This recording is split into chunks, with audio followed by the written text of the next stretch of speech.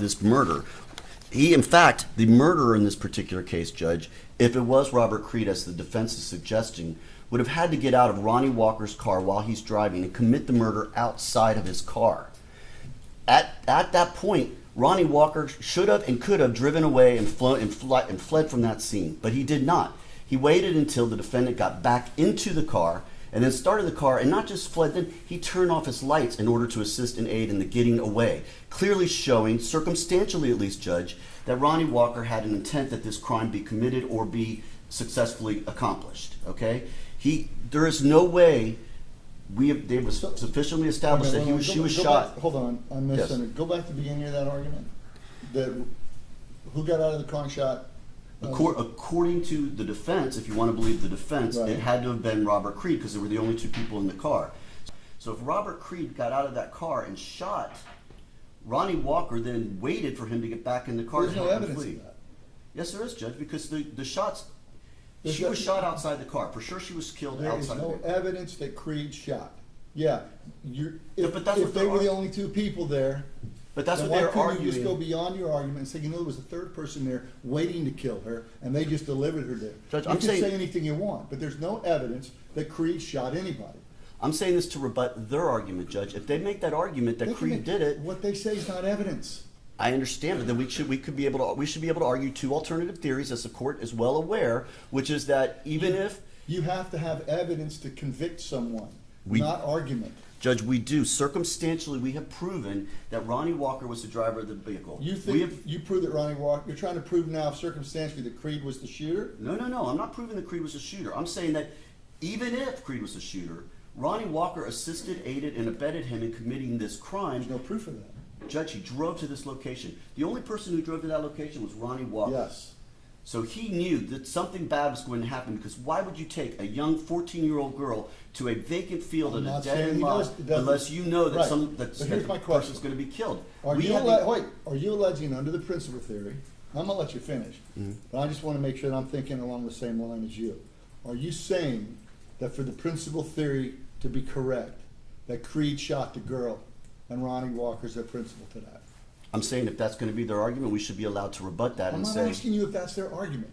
Are you saying that Creed shot the girl? If you're going to argue, the principal theory to the jury, then you have to believe that Ronny Walker is not the shooter and Creed is the shooter. Yes or no? Judge, no, we can argue two alternative theories. I'm not saying you can't argue two, but to argue that one, you have to say Creed was the shooter. Yes or no? I can say yes. Ladies and gentlemen, if you believe Creed was the shooter, guess what? Ronny Walker was just as involved because he aided and abetted. Creed was the shooter.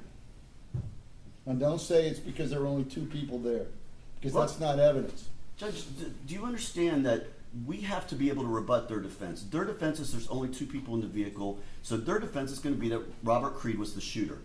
We should be allowed, as the state of Florida, to argue that even if you believe that, and the state is not arguing that that's the case, but even if you believe that, even if crazily you believe that Robert Creed got out of that car and did that shooting, Ronny Walker was at the very minimum an assistant, aider, and abettor in committing this murder, which means he is a principal under the theory. In what capacity? As the driver, Judge, as the person who took this victim to what crime? To murder. By who? By either. Show me the evidence that either, i.e. Creed, did anything regarding the murder. Except I don't have to show you that evidence. We as a state have a right to argue alternative theories. You have to show the jury the evidence. They're going to argue that evidence, Judge. They're going to argue that Robert Creed, evidence. They're going to argue that Robert Creed had her phone number in his phone. I know what they're going to argue. It's obvious. So we should have the ability to rebut that and argue under the circumstances. You can't argue facts. Judge, the only reason Ronny Walker was initially charged in this case was under the principal theory. To take that away from the state, you're basically taking this whole case away, because now your whole case, since jury selection till today, has been that guy over there, the last name of Walker, shot and killed this girl. That's been your entire case. Not one time have you put on any evidence that Creed was the shooter. Never. Until Judge, now. We don't have to. We're not supposed to put on evidence. You do have to. You have to prove your case beyond and to the exclusion of every reasonable doubt. Correct. Based on the evidence. Correct. And I haven't seen a single piece of evidence that says Creed's the shooter. It doesn't matter, Judge, but they make that argument. We can argue that he was a It doesn't matter. The state has provided no evidence of Creed's guilt. All right, if I can just finish putting my Go ahead. stuff on the record. I'm also going to cite 675 Southern 2nd 196 TSV State. Again, while it is settled that mere presence at the scene, knowledge of the crime, and flight are insufficient to justify a conviction, it is also clear that elements of assistance of the perpetrator in intent may be proved by a combination of surrounding circumstances. And we are arguing that there are these surrounding circumstances, Judge. We also provided Lewis v. State, which I know the court has already cited, so we would also rely on that. And Judge, it is the state's position that while we do not believe Creed was the shooter in any manner, if the defense is going to argue that, we should be allowed to rebut that and argue that even if the jury were to believe that, even if the jury were to say, well, we're not convinced Ronny Walker did the shooting, we can still be convinced that Ronny Walker assisted in the murder by taking her to this remote location and then driving the shooter away to assist him in escaping. All of that, Judge, should be allowed and should be admissible, Judge, and we are strongly believe that this case is a principal theory case if he's not the actual shooter, and we should be allowed to argue either scenario to the jury. Okay. Well, in Turner, one of the guns was found underneath the driver's seat, which is where Turner was seated, giving him basically actual possession of a firearm.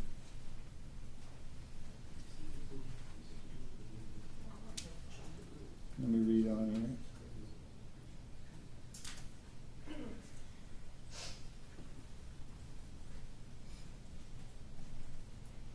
So that's a distinguishing factor. I've seen no evidence presented by the state.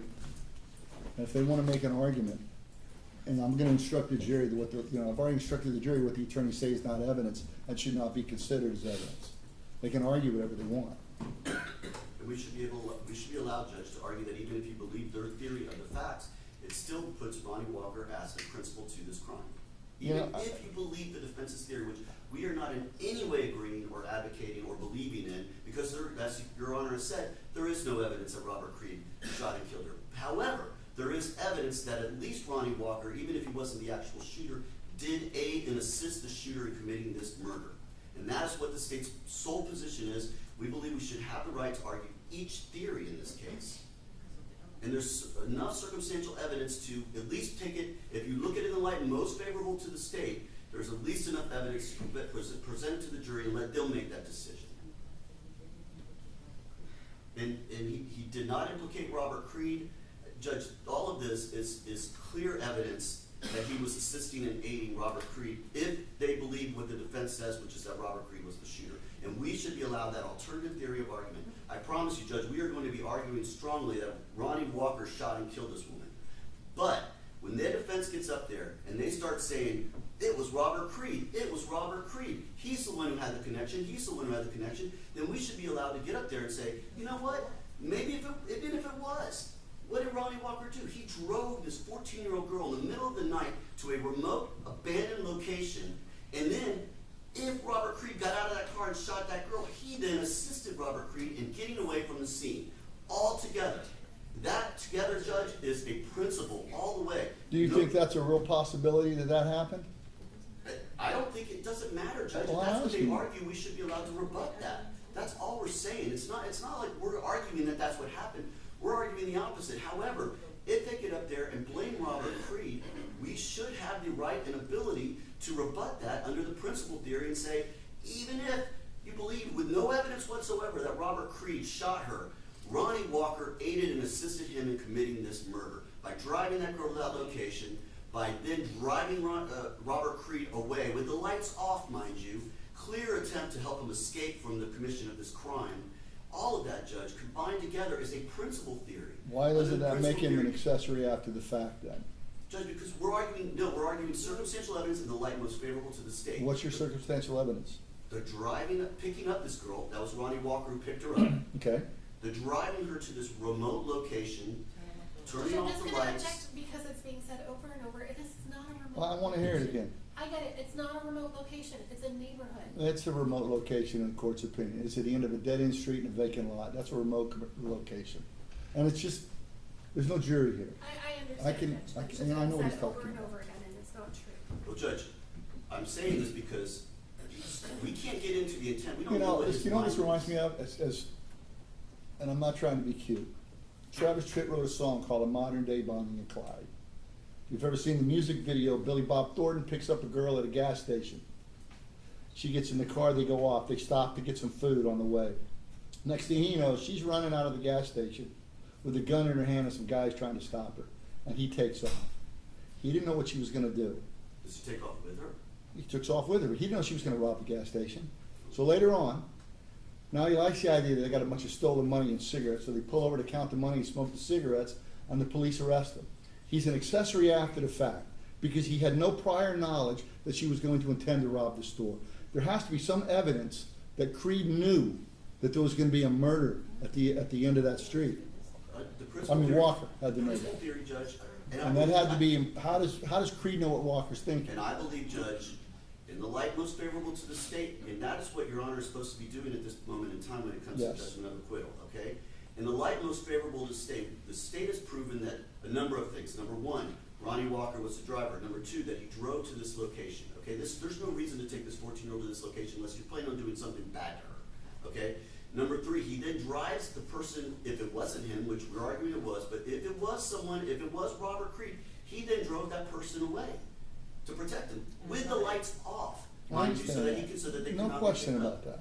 All of that is assisting, aiding, and abetting. That's what we're talking about. So even if maybe, like, if we want to go off on a crazy tangent and say that Robert Creed did this all on his own, got out of the car and shot her, he still stayed there and helped him escape. Not just successor after the fact, Judge. He had to have witnessed it and then provided him an avenue to get away, which means he was involved and assisted, aided, and abetted this crime. And I'm this is all the not, light I don't most have a favorable. problem with all that argument. Okay. I'm good there. Then he lies to police. He doesn't give the name of Quincy Creed as being involved with him or even there. All of this stuff, Judge, all combined together, we can argue satisfies that intent under the circumstantial evidence theory. We're not arguing that we have a direct statement by him written down where he says, I'm gonna go with Robert Creed and kill this girl. But the fact that they were acting, the way they acted together in concert is circumstantial evidence, Judge, that, taken the light most favorable to the state, should allow it to go to a jury question and a jury decision as to whether or not he was a principal in this case, if they want to think or believe that the defense's argument that Robert Creed was the shooter. Judge, it's the state's position that we have sufficient, substantial, circumstantial evidence to at least present that to the jury and let them make the decision as to whether or not that applies. And we are relying on the Turner case, the TS case, the Lewis case, the McGuire v. State case, all of these cases, Judge. Yeah, I read all of those, and I found a lot of distinguishing factors in those. Judge, we can always find distinguishing factors. The fact of the matter is when you look at the case in the light most Well, favorable I to think the the Turner state. case is your best argument at this point, but let me go. All right, I'm gonna take 5 minutes to go read something real quick. Yeah, well, yeah, go ahead and let the defense respond, so I can take that back with me. Well, Judge, just as the court pointed out, there was some evidence, be it minimal, but there was some evidence in the case that Turner was in possession of the weapon. And so, again, that is distinguishable from the case that we have here. The state has not introduced any evidence that if it were Robert Creed, okay, that shot and killed Nilexia Alexander, no evidence that Mr. Walker knew what was going to happen. Sure, even if he thought something bad was going to happen, like they were going to go buy drugs and give this 14-year-old girl drugs, or even if he thought something bad was going to happen, like Creed was going to go off into this isolated area and have sex with a 14-year-old girl. Neither of those things are first-degree premeditated murder. The state would have the burden of showing at least some evidence that Mr. Walker was aware that either first-degree premeditated murder, second-degree murder, or manslaughter was about to happen. That is it. And they have not introduced any of those evidence, any of that evidence. Any response to that? Judge, only that the evidence must be looked at in the light most favorable to the state. And the fact that this grown man is picking up a 14-year-old girl, driving her to this location at 3 a.m. in the morning indicates all you need to know that they were planning on doing something to this girl. There's no doubt. Okay, so if they were working, then he was involved in getting that girl to that location and then helping, if you want to believe, and again, Judge, we are not going to argue that Robert Creed was a shooter in any manner. But then he helped him get away. The shooter was outside that vehicle. the shooter was not within the vehicle, at least not on the shots that killed her. Those shots all took place outside that vehicle, which means that if Ronny Walker was in the car and Robert Creed did all this on his own, he had to know what Robert Creed was doing at that time and then proceeded to help him drive away. So he was now at that point, whether he had the premeditated intent at the very moment, he certainly had it by that point in time. If you look at the evidence in the light most favorable to the state judge, which is what we're asking this court to do, we cannot get into his mind. There is no, he doesn't have a diary where he wrote out, this is tonight I'm going to go kill Nilexia Alexander. But when you look at the circumstances surrounding her death, all things point to that Ronny Walker knew and was involved in what happened to that girl. The driving away part, that's quite frankly is not even a consideration because that's after the fact, right? Right, I Clearly understand. someone's We gotta sitting get to there- that point. Right, exactly. And I sent the court that case law about the difference between the accessory after the fact and the principal. Right. So the driving away part does not impugn any knowledge as to what was going to happen beforehand. Certainly, maybe if they wanted to charge Mr. Walker with accessory after the fact, then maybe we would have a different argument or a different conversation, but that's not what he's been charged with. The driving away should not be a relevant factor. I disagree with that immensely, Judge. The driving the perpetrator, if it was Robert Creed as they're suggesting, clearly shows he had an intent that this happened, that this crime occurred. And just getting to that location, Judge, we can at least argue circumstantially, this is his car. He drives and picks up that girl, and then he drives that girl to that location. I understand your argument. I don't understand how that cannot be a principle. That's circumstantial evidence that looked at in the light most favorable to the state, and I get it, and the defense can get up here and argue to the jury day long that, hey, he maybe didn't know what was going to happen. But then I should be able to rebut that and say, listen, even if he knew, because that shooting took place right outside his car, and he clearly intended to help the person, whoever it was, commit this crime by helping him get away.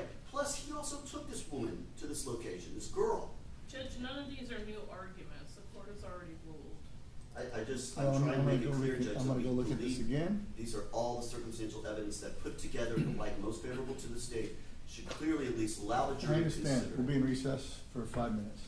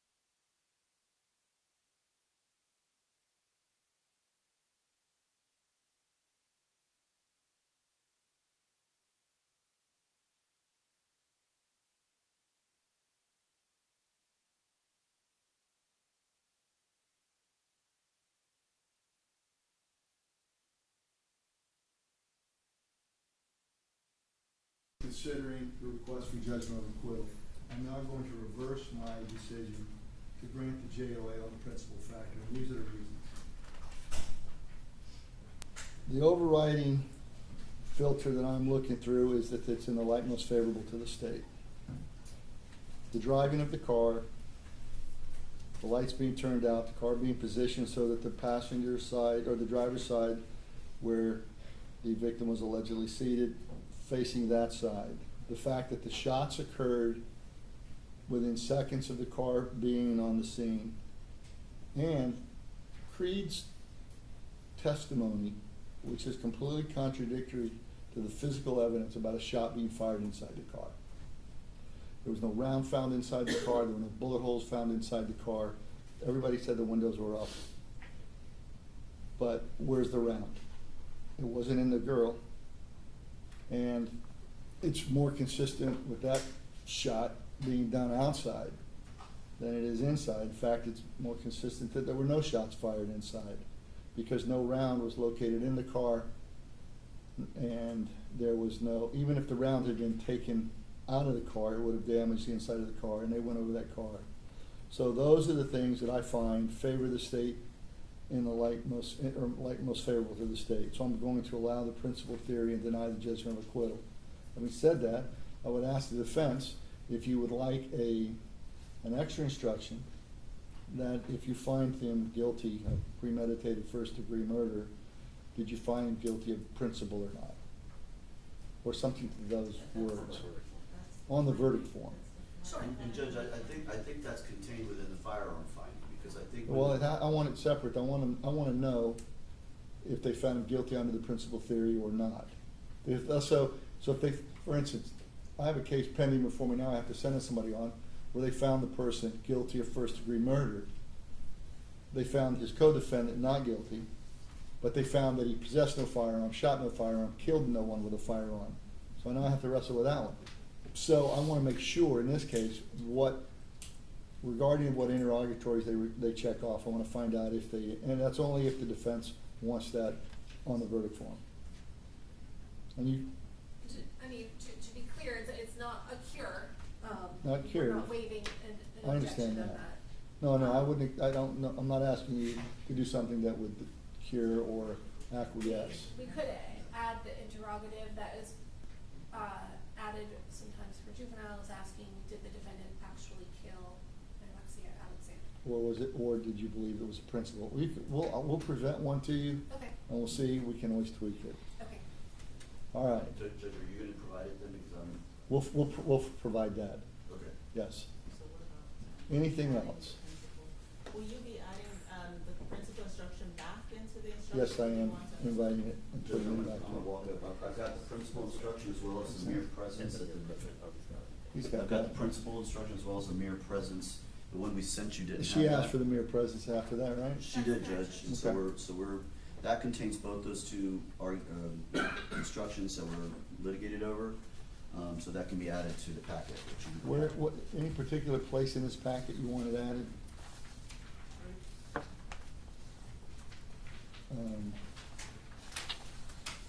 After murder, second degree, or in between premeditated and second degree? Or, thank you.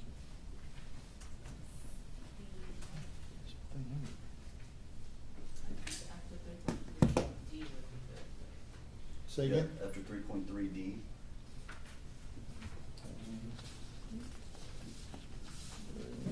Just before plea of not guilty and reasonable doubt. I know that it won't, under our instructions, it's kind of weird to put it there, but just kind of basically between page 6 and page 7, just when you get, after you get to possession of a firearm and discharge causing great death, then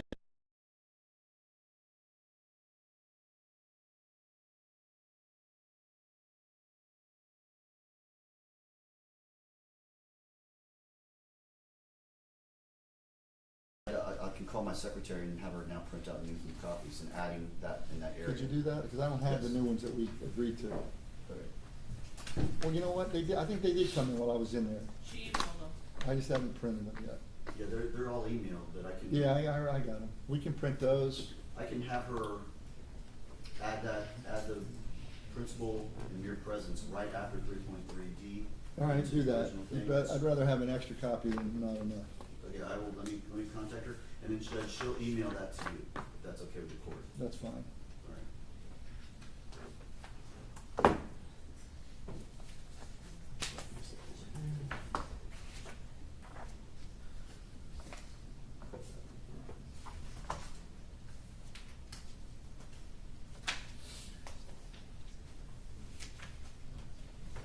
Hey, listen, so we need you to put the principal and the mere presence, the one we took out, we need you to put them back in. And can you put them in after 3.3D, but before 3.7, plead not guilty? Yeah, yeah.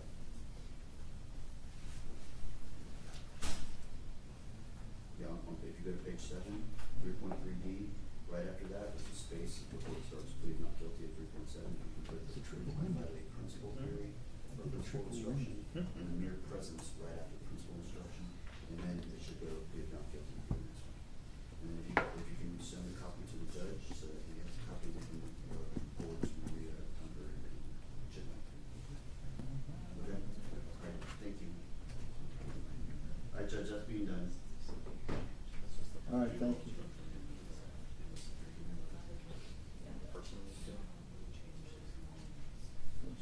He said, Is the defendant an actual person?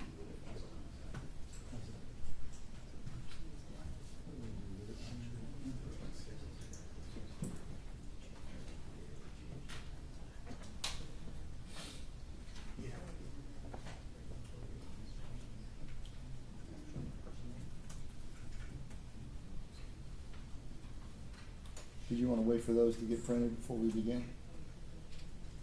it's up to you. I think I'm- we're I'm- fine. I'm We'll start. ready to give We you all this. have the case law, so we're. All right. Now we can get started, Judge. Ready for closings? Defense is ready. All right, so I'm gonna bring them in. You're gonna close for the Yeah. jury? Well, I already rested in front of I mean, the. well, yeah, but I mean, rest for the jury. Oh, yeah, you did in I front of already, me? you brought them in. Oh, yeah, before okay. I lunch. kinda Yeah. lost track of that one. Yeah. And then we can just start running the closings. So the only concern that I have, Your Honor, is that I don't have the most updated verdict form with the, special finding. We're working on it right now. Okay, We can just stick that in. thank you.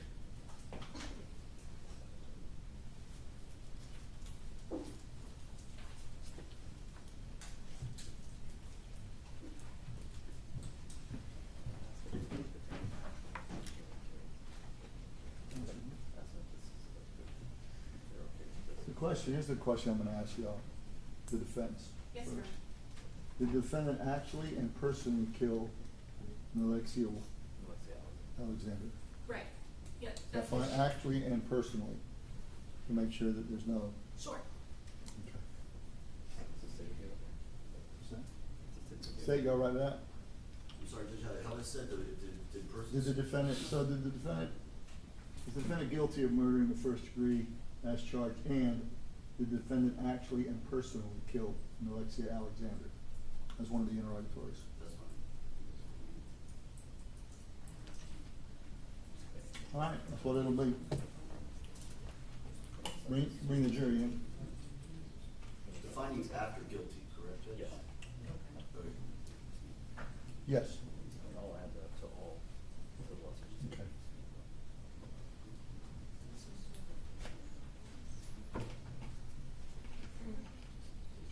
You can email that to me again.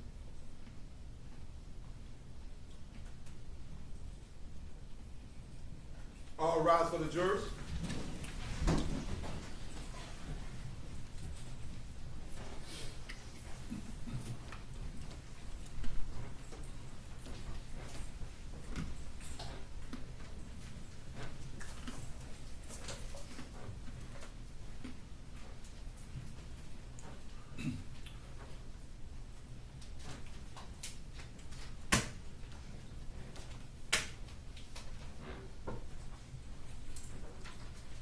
Jury's back, y'all may be seated. Thank you, ladies and gentlemen. Were you able to follow the court's instructions again? No media, you didn't look anything up, no one spoke to you, you didn't speak to anyone about this case. No, sir. Very good, thank you, folks. You gonna give me the closing argument, State? Thank you.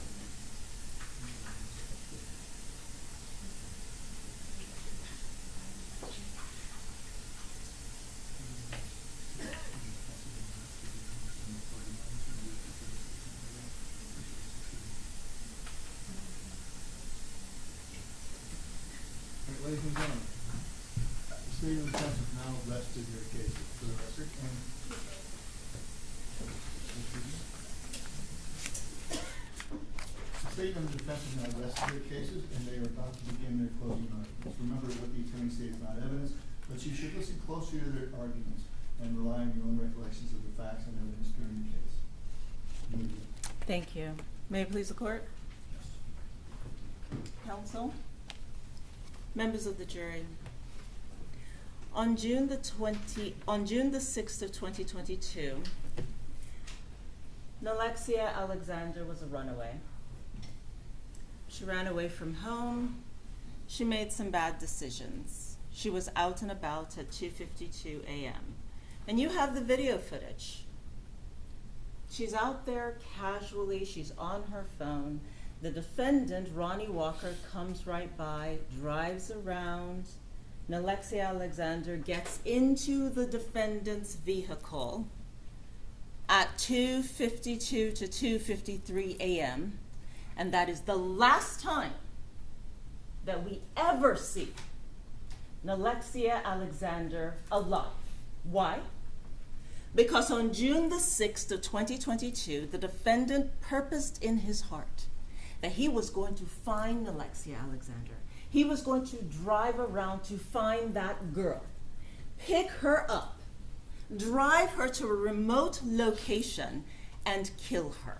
Which means, members of the jury, that he had to get his car ready, that he had to make sure that he had a gun, that he had to have chosen the location. And members of the jury, he even chose his passenger.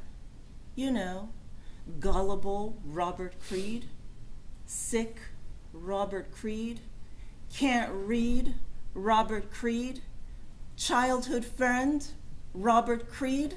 That's the person he chose to be with him, members of the jury. He picked her up at 2:52. And by 3:08, Nilexia Alexander was dead, shot in the head multiple times and left to die in a remote parking lot. That's exactly what happened.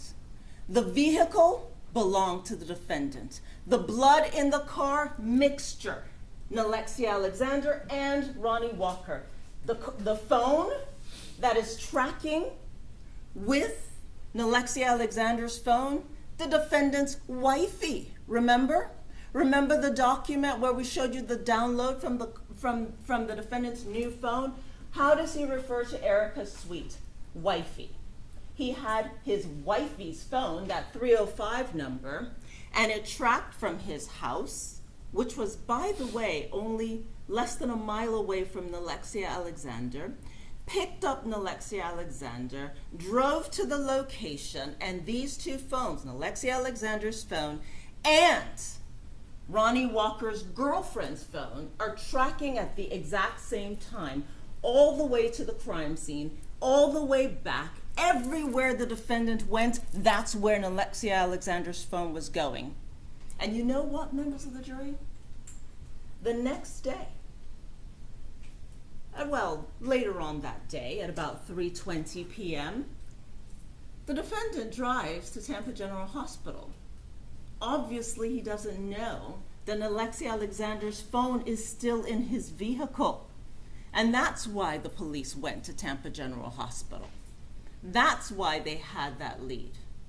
Well, members of the jury, Nilexia Alexander made some bad choices. She was 14 years old, and it has been said, at about 1 a.m. in the morning, just casually walking around, there are only two categories of people: victim, prey, and predator. Objection, improper argument. On May the 6th of 2022, Nilexia Alexander was prey. Because members of the jury, you'll learn that if you don't know which one you are, you're prey. Nilexia Alexander was prey. She was picked up, she was taken to a remote location, and she was murdered. And she was murdered by Ronny Walker. That's what the evidence shows. And every single piece of evidence corroborates that fact. The phone evidence that puts the defendant at the location prior to the murder, during the murder, after the murder. Nilexia Alexander's phone tracking with the defendant's vehicle. and the DNA in the defendant's vehicle, that cannot be stepped on. That cannot be ignored because, members of the jury, this DNA of Nilexia Alexander's is a mixture of the defendant and Nilexia Alexander, and it's in the rear, the back seat behind the driver. So this is where you come in. Throughout the case, you get to listen to this case, right? You will learn from the jury instructions. Judge Fuson is going to read it to you. You are the sole determiners of a witness's credibility. You get to decide what to believe and what not to believe. You can listen to a particular person's testimony. You can disregard everything that witness says or some of what the witness says. That's the type of power that you have. So members of the jury, think about the common sense. The defendant's DNA is mixed with Nilexia Alexander's DNA in the back seat area of the vehicle. So you have to ask yourself, how often does one sit in their own vehicle in the back seat behind the driver? How often does one do that? To the point that their DNA will be mixed with the victim? Do you know what this evidence shows?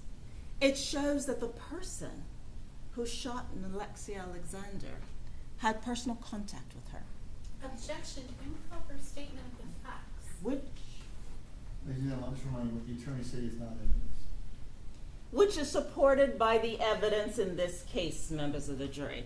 Personal contact with the victim. The victim is in the defendant's car. The defendant's DNA is mixed with Nilexia Alexander's DNA in the backseat of the defendant's car, a car that is registered to Nilexia Alexander. This girl is shot, and somehow she's shot at least one time in that vehicle, or close enough that there's DNA and blood evidence in this vehicle. This vehicle is right there when Nilexia is either dragged or pulled or somehow is now in the field, where the defendant, Ronny Walker, gets up close and within 12 inches of her face shoots her again and again and again. Yes, members of the jury, that's what the evidence shows. Contact.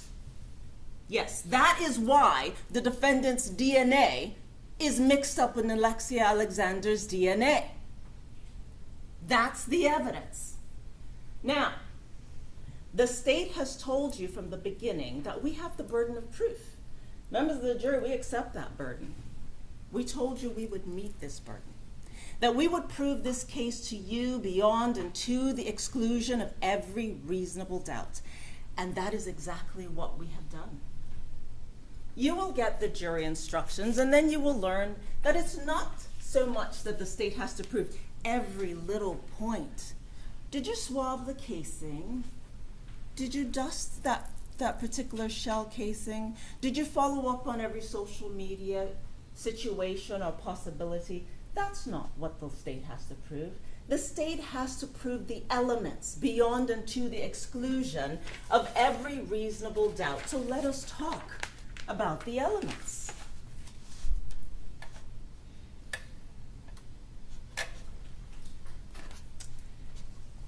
To prove the crime of first-degree premeditated murder, the state must prove the following three elements beyond a reasonable doubt. Nilexia Alexander is dead. The death was caused by the criminal act of Ronny Walker.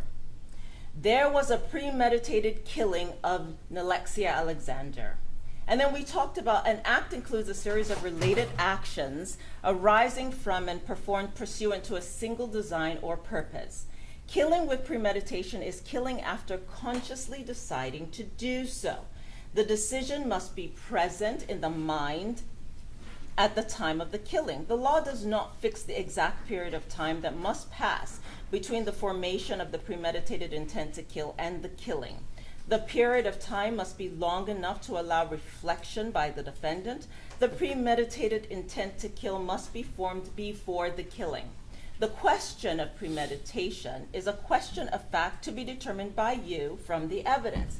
It will be sufficient proof of premeditation if the circumstances of the killing and the conduct of the accused convince you beyond a reasonable doubt of the existence of premeditation at the time of the killing. So let's talk about the witnesses. Remember, Robert Creed said that that the defendant woke him and says, "Hey, let's go drive." Robert Creed said, "I wasn't feeling well, but I got into the car with him." He's like, "Let's drive around, look for this girl." They drove around. Nilexia Alexander, you see her on the video. You will have the video footage from the location she was picked up on. Because you'll remember that the vehicle is facing, and the Nilexia Alexander gets into the vehicle on the driver's side. Okay? That's going to be important. Because whoever she's having contact with would have been on the driver's side, which means she trusts the driver enough to get into the vehicle, right? And then it just happens to be that when you go back to look at the video from 3000 North Highland, her body is on the driver's side of that field. She would have had to come out still seated behind the driver's seat. So, Nilexia Alexander is dead. That's not in dispute. The death was caused by the criminal act of Ronny Walker. Ronny Walker picked her up. Ronny Walker drove her to a remote location. Ronny Walker turned off his lights. Ronny Walker made sure that she shot multiple times. Ronny Walker drove away, leaving Nilexia Alexander in that field, abandoned and alone. Ronny Walker drives away with his lights off. Ronny Walker drives around a bit and then goes to the Thornton. Ronny Walker cleans out his car. And people who even liked Ronny Walker and were, you saw them, you get to judge their credibility. If they were somewhat distant, hostile towards the state, but they still testified to the facts of what the defendant did. Remember the individual from Giant Motors, right? The person who the defendant worked with, right? You ask him, yeah, did you tell the police about, the defendant cleaning the car for a long time? Yeah, but he would have cleaned the car. Well, on the day of, he talked about how the defendant cleaned up that car so much that it was odd. So much so that Tampa Police Department went back and collected the vacuum cleaners and everything to see if they would find evidence, right? The defendant cleaned up his car, but the car is still filthy. You have the photographs. Why is the car still filthy? He's not cleaning it up for cleanliness or to declutter it or for organization. He's cleaning it to try to get rid of the blood. And he believed he had gotten rid of the blood. And that's why that jail call that we played becomes relevant, members of the jury, because in that jail call, and you'll have the jail calls, he says, if they give me 5 years, I'm going to jump on it. I'm going to take it. They have DNA in my car. That's why that jail call becomes relevant. And then the other jail call, where he's trying to convince Erica Sweet, his girlfriend, to be a witness for him. I don't know what I did. I was hoping you'd be a witness for me. And then she gets mad, so listen to that jail call again, right? Because it's her phone in play. Because he had lost his phone or broken his phone 2 weeks prior to this. And why is that relevant? Because nobody is taking the position that Ronny Walker is not intelligent. That's not the state's position. After all, think about it. He chose Robert Creed. He used Robert Creed to call Nilexia Alexander. Robert Creed is staying with him, and for the 2-week period in time in which Ronny Walker doesn't have his phone, that's when his phone, Robert Creed's phone, is calling Nilexia Alexander. And then we ask Robert Creed, do you think it's odd that your phone is calling Nilexia Alexander? Yes, I think it's odd. I do think it's odd. Well, why didn't you say that this individual had access to your phone? You didn't ask me, so I didn't say. Simple. This is not an insult to Robert Creed. It's that he's simple. He cannot read. He cannot write.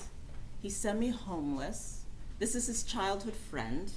And never would he have thought that his friend would put him in this situation.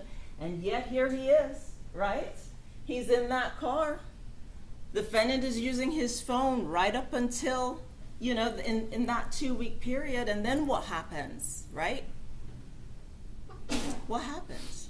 He shoots Nilexia Alexander right there in front of Robert Creed and then turns to him and says, "You better not say anything, because I will kill you." And then you have Robert Creed, homeless, no car, no driver's license. Where is he going to go?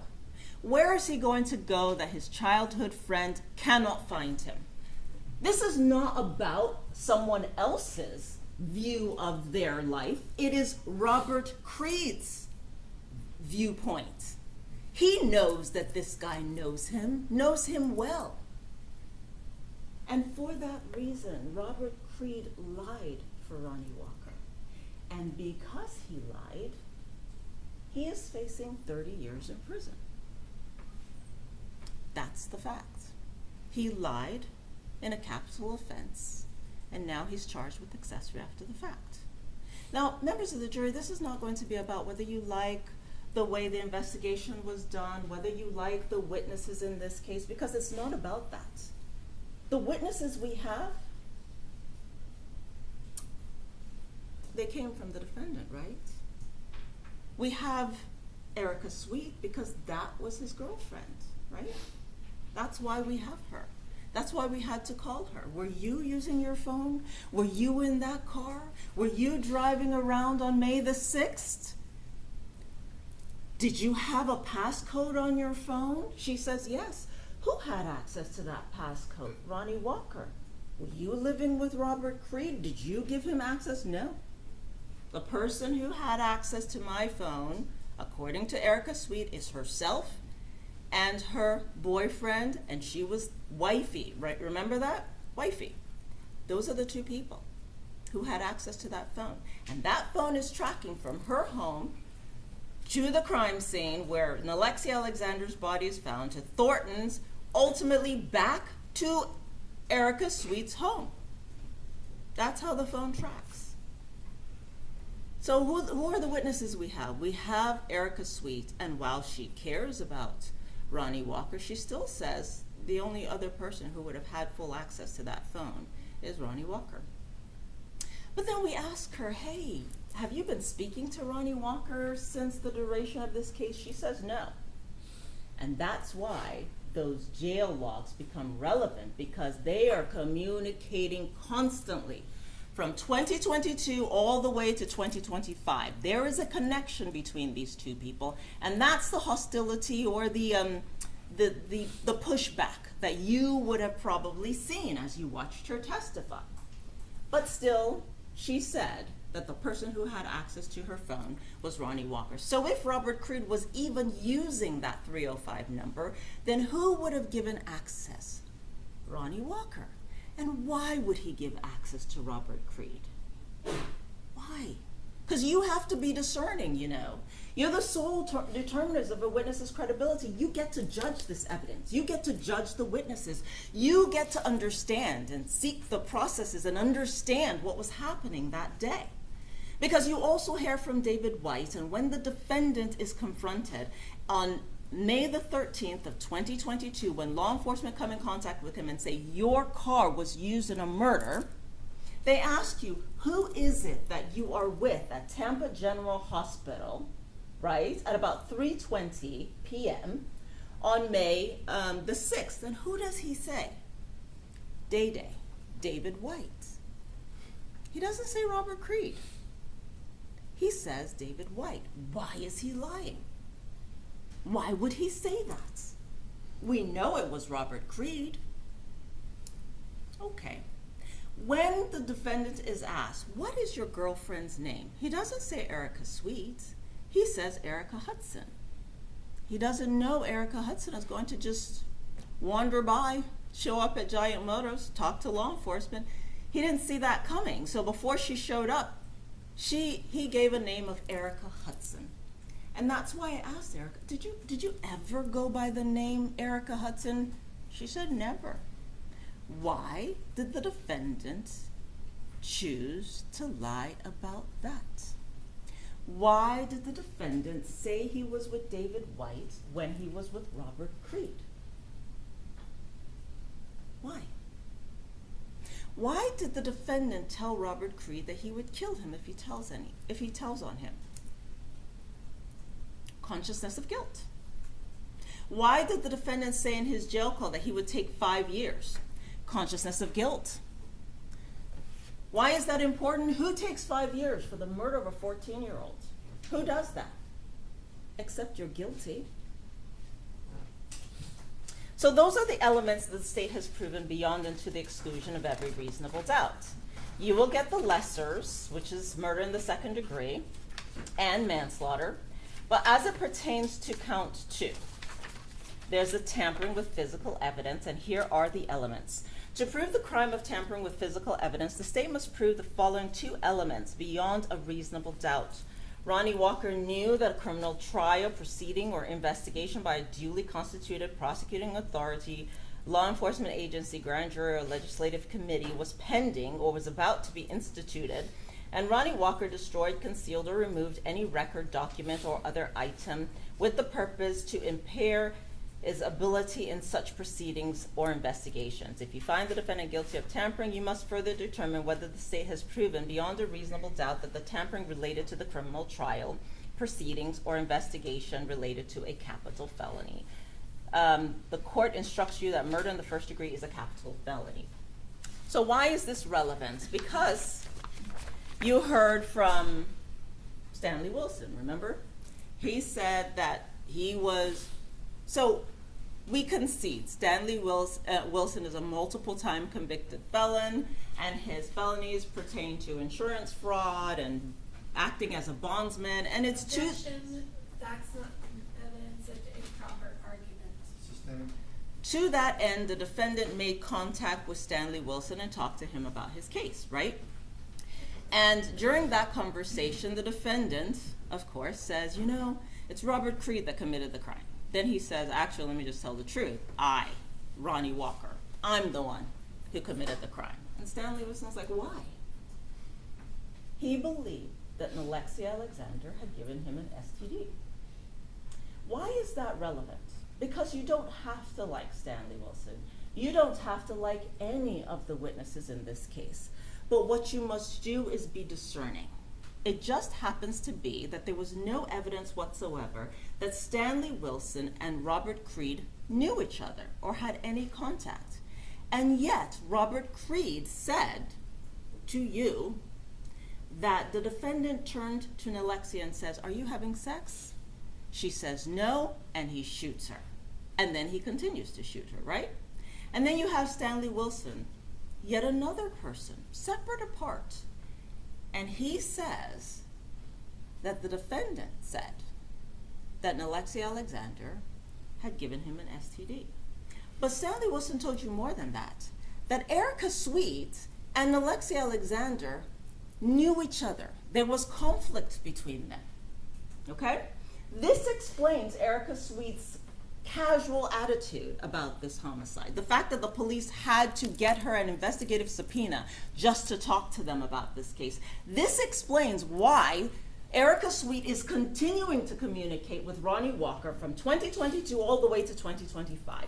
This explains a lot. But you have to ask yourself, why is the motive sex or a sexual related act when Wilson talks about it and when Robert Creed talks about it, these two people who do not know each other? It is there that you judge the credibility of the evidence. It is there that you look at the credibility of this evidence. Because, members of the jury, today, here and now, this is not that place where you judge the victim. This is not the place where you say, I remember what I was like, or where anybody gets to say that they remember what they were like when they were 14. That's not what this is about. This is about what the evidence showed. And the evidence shows, whether it's from Stanley Wilson or Robert Creed, that the motive for this murder is that the defendant, Ronny Walker, is having some kind of sexual act or having performed some kind of sexual act with Nilexia Alexander, and it's to that reason that he believes that he might have gotten an STD from her, and it's based on that and the conflict with Erica Sweet that he decided to kill her.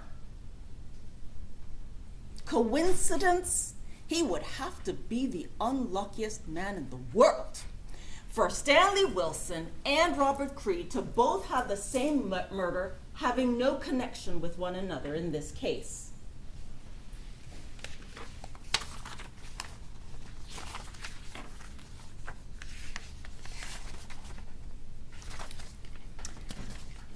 Now, members of the jury,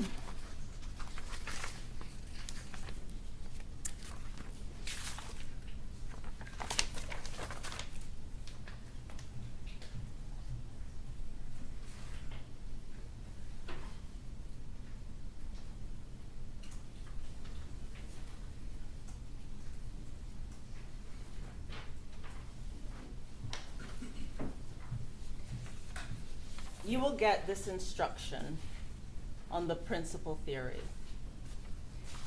And it reads, if the defendant helped another person or persons commit or attempt to commit a crime, the defendant is a principal and must be treated as if he had done all the things the other person or persons did, if the state proved beyond a reasonable doubt, 1, that the defendant intended the crime to occur, and the defendant did some act or said something that was intended to and that did incite, cause, encourage, assist, or advise the other person or persons to actually commit or attempt to commit the crime.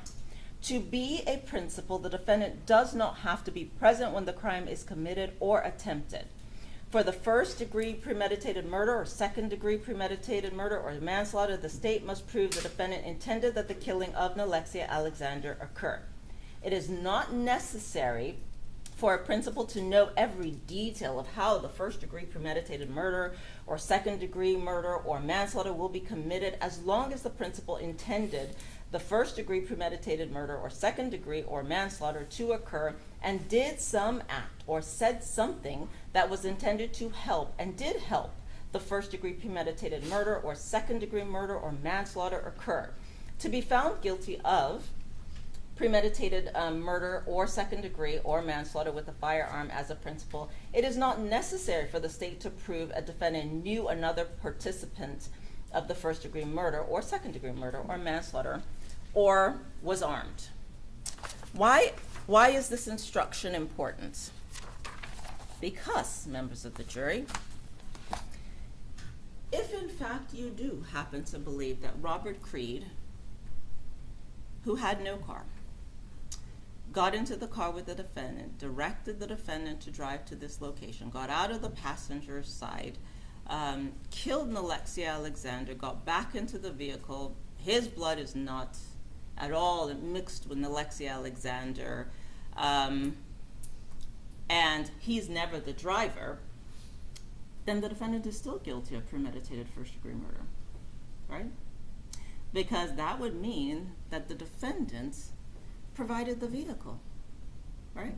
Drove around, picked up Nilexia Alexander, 14 years old, at 2:52 a.m., drove her to a remote location at a dead-end street, made a U-turn, turned around, waited for Robert Creed to get out of the vehicle, walk around the vehicle, shoot Nilexia Alexander at least once in the car, or close enough to the car to leave DNA, dragged her out, further out into the field, shot her again at least 4 times, right, total, then walked casually around to the front passenger seat, got back into the vehicle where the defendant would have had to wait as the driver, right, and then turn his lights off during this incident, and then drive off, and then turn his lights on, right? That would mean that he assisted and helped the murder to occur. And let's not forget the cleaning of the car, because the only person that we have any evidence of cleaning the car is the defendant. And the fingerprint on the car cleaner and carpet cleaner is not Robert Creed's, it's the defendant's. And the place where people are saying he's cleaning the car is not where Robert Creed lived or worked, it's where the defendant worked, at the Giant Motors, right? And the phone that belonged to Nilexia Alexander is still tracking in the defendant's vehicle later on in the day at about 3:20 p.m. on May the 6th. So who got rid of the phone? Who had access to Nilexia Alexander's phone? Whose car was it? It wasn't Robert Creed. He didn't even have a driver's license. Which would mean that after the fact, the defendant would have gotten rid of Nilexia Alexander's phone. And why? Why are there only 4 casings in this case when we have 6 shots? Remember, members of the jury, you heard from the firearms expert. All the casings were shot from one gun, which would mean that someone got rid of 2 casings. Someone got rid of the firearm. Someone got rid of Nilexia's phone. Who? None other than Ronny Walker.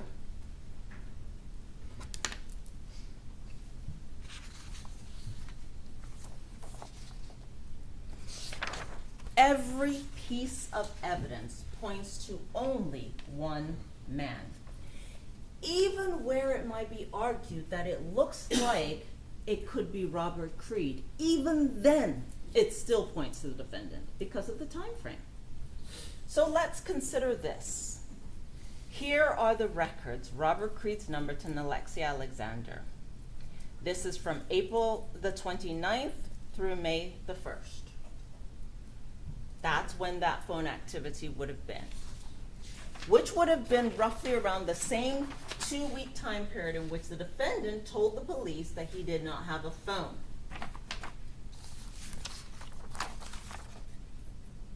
Then we have the defendant's new phone, right? May the 11th of 2022. Welcome to Boost Mobile. That's the defendant's new phone number that he gave to the police on May the 13th, right? He now has a new phone, and it's after the date of the murder. Why is this phone record important? Because here's wifey, right? 305-910-9779, right?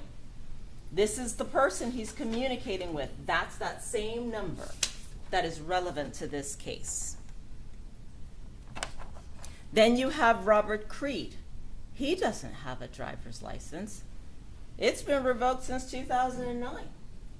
And the address we have for him is in St. Petersburg, and if you can recall, it's in Pinellas County that he was ultimately arrested. Or the police went and interviewed him. Then we have these records, right?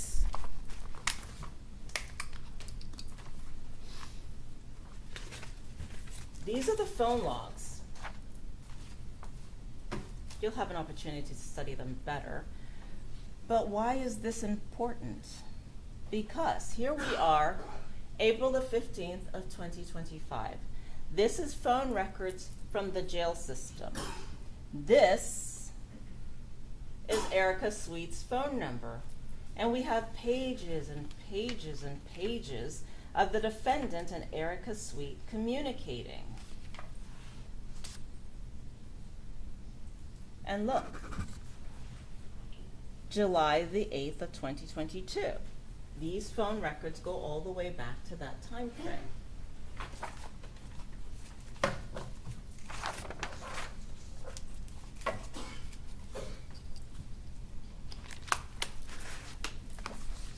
Contact information from the defendant's new phone that he got on May the 11th.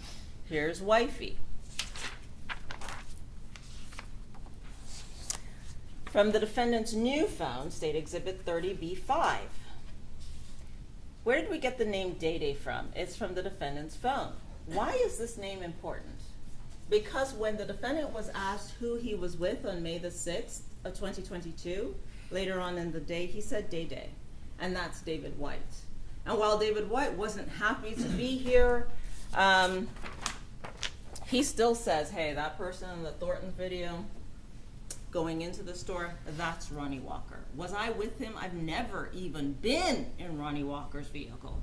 It's not that Ronny Walker would have mixed it up. It's that he's saying he's never even been in Ronny Walker's vehicle. And that's relevant because that's a childhood friend of Ronny Walker and Robert Creed.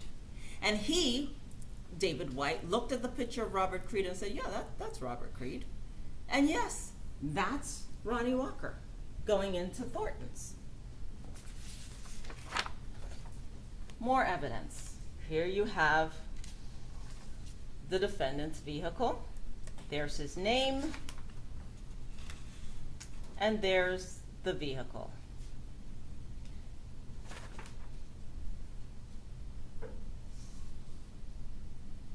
Right down to the license number that you'll see. Why is this important? Erica Sweet. She lived at 18th and 26th. Where was Nilexia picked up? Less than a mile away from this location? Members of the jury, every piece of evidence. Look at this. Ronny Walker has an open wound. Look at that. State Exhibit F6. That's why there's DNA mixed with Nilexia Alexander.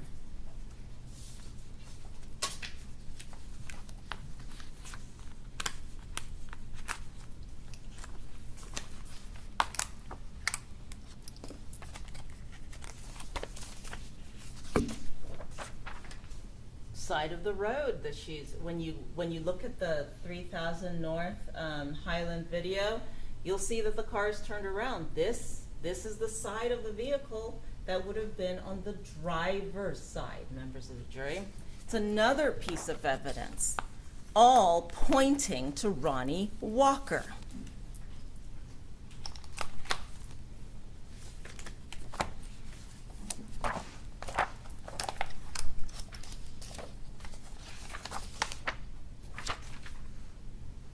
C-22. It just so happens to be that the defendant has a carpet and mat cleaner in his vehicle, and that's the item that we got his print off of. That's where you heard Thomas Gonzalez say that the print came back from this item. Not Robert Creed, Ronny Walker.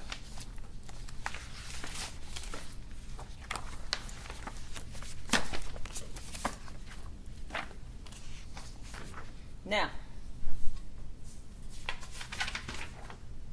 C-27, right here, you see this?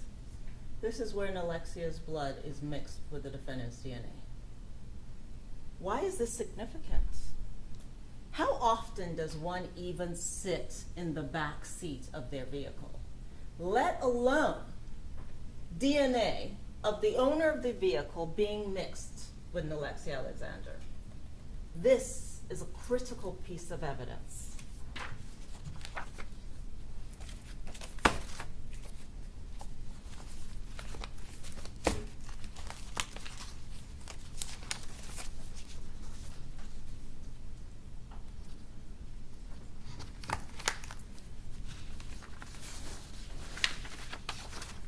Distance from where Nilexia was standing or in the area shortly before she was picked up, and Erica Sweet's home, 0.1 mile.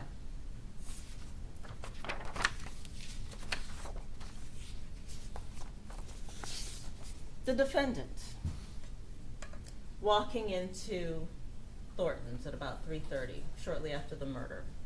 Remember, he got out of the driver's seat. And what is significant about the difference? Ronny Walker, he's dressed up in a winter jacket. A black winter jacket, members of the jury. On May the 6th of 2022, before he even started driving around to look for Nilexia Alexander, he's wearing a black winter jacket with a hat on. And in contrast,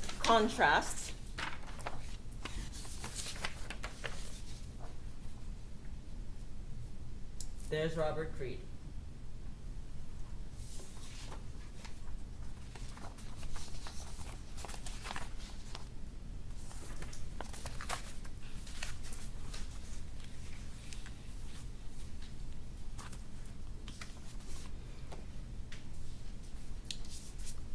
State Exhibit 34, and here's the defendant's print on that cleaning product that we spoke of.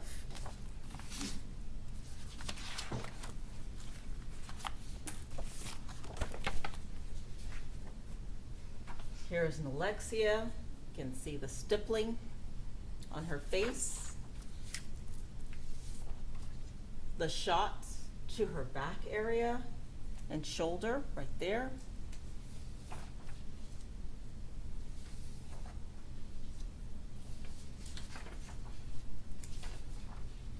Shot to her head.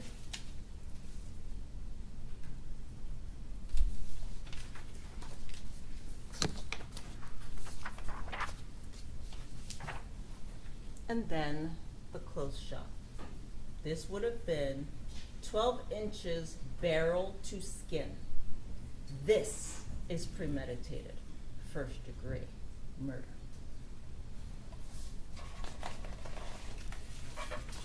And this is a better view so that you can see the soot and the stippling.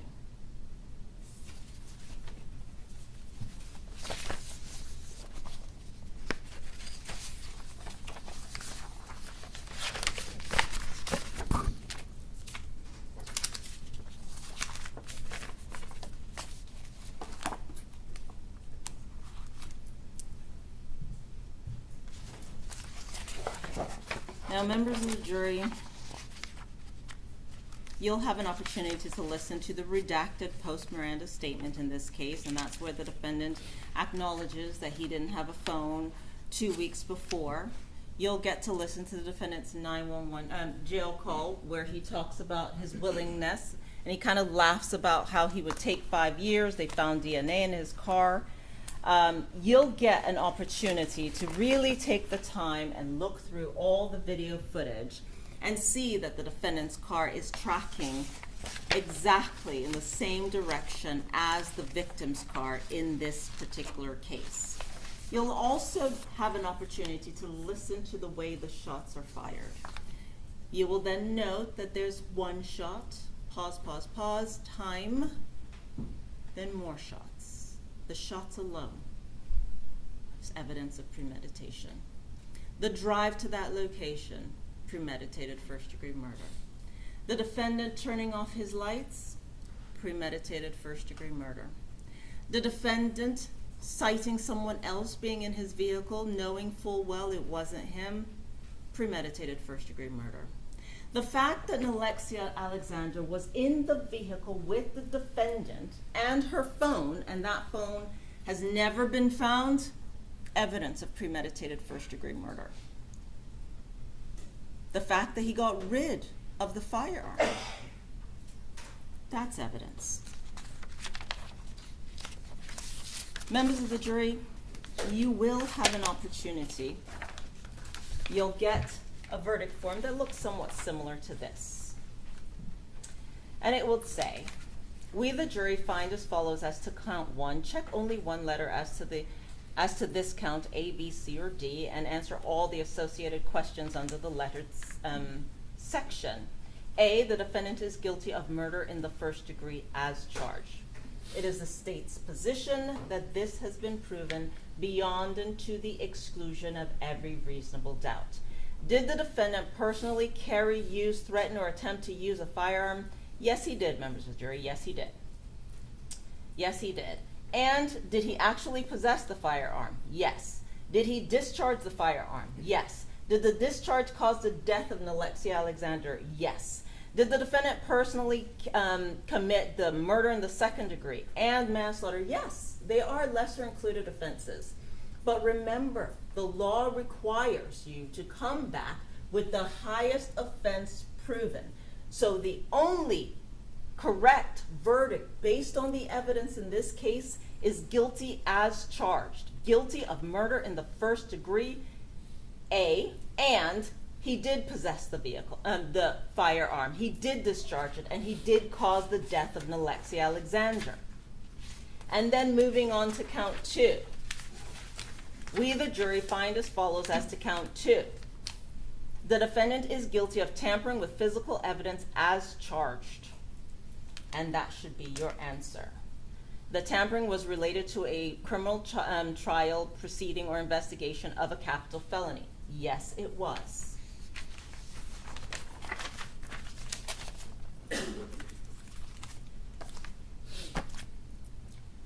When When all is said and done, members of the jury, there is absolutely no evidence whatsoever that you have heard from the stands from the witnesses that would support the notion that anyone else committed this offense. All the evidence that you have gotten points to only one person, and that is Ronny Walker. And what the attorneys say is not evidence, it's argument. You will have to go back, and you will have to think back at what all the witnesses said.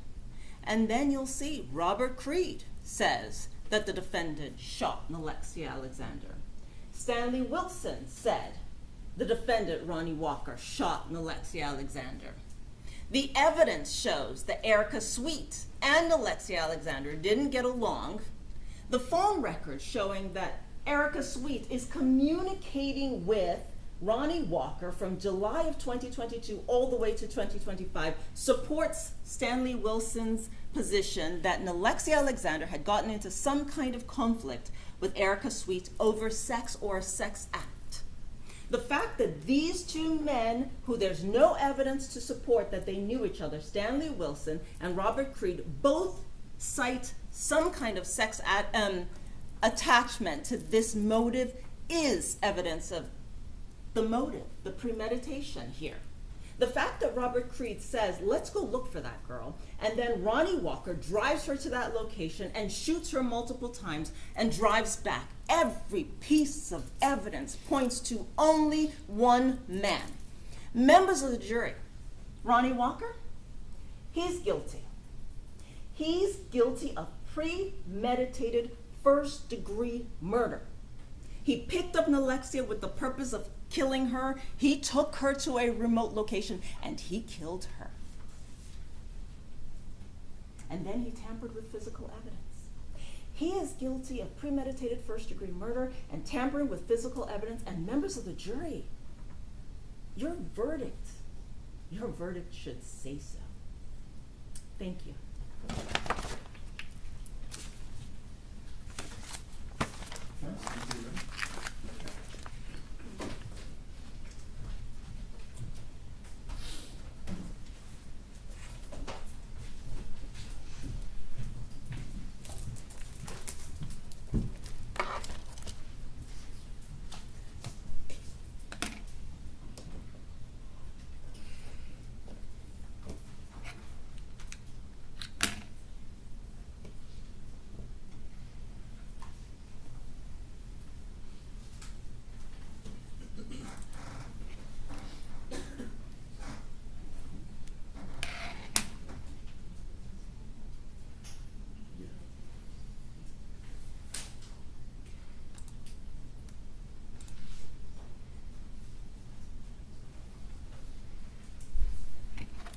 May it please the court.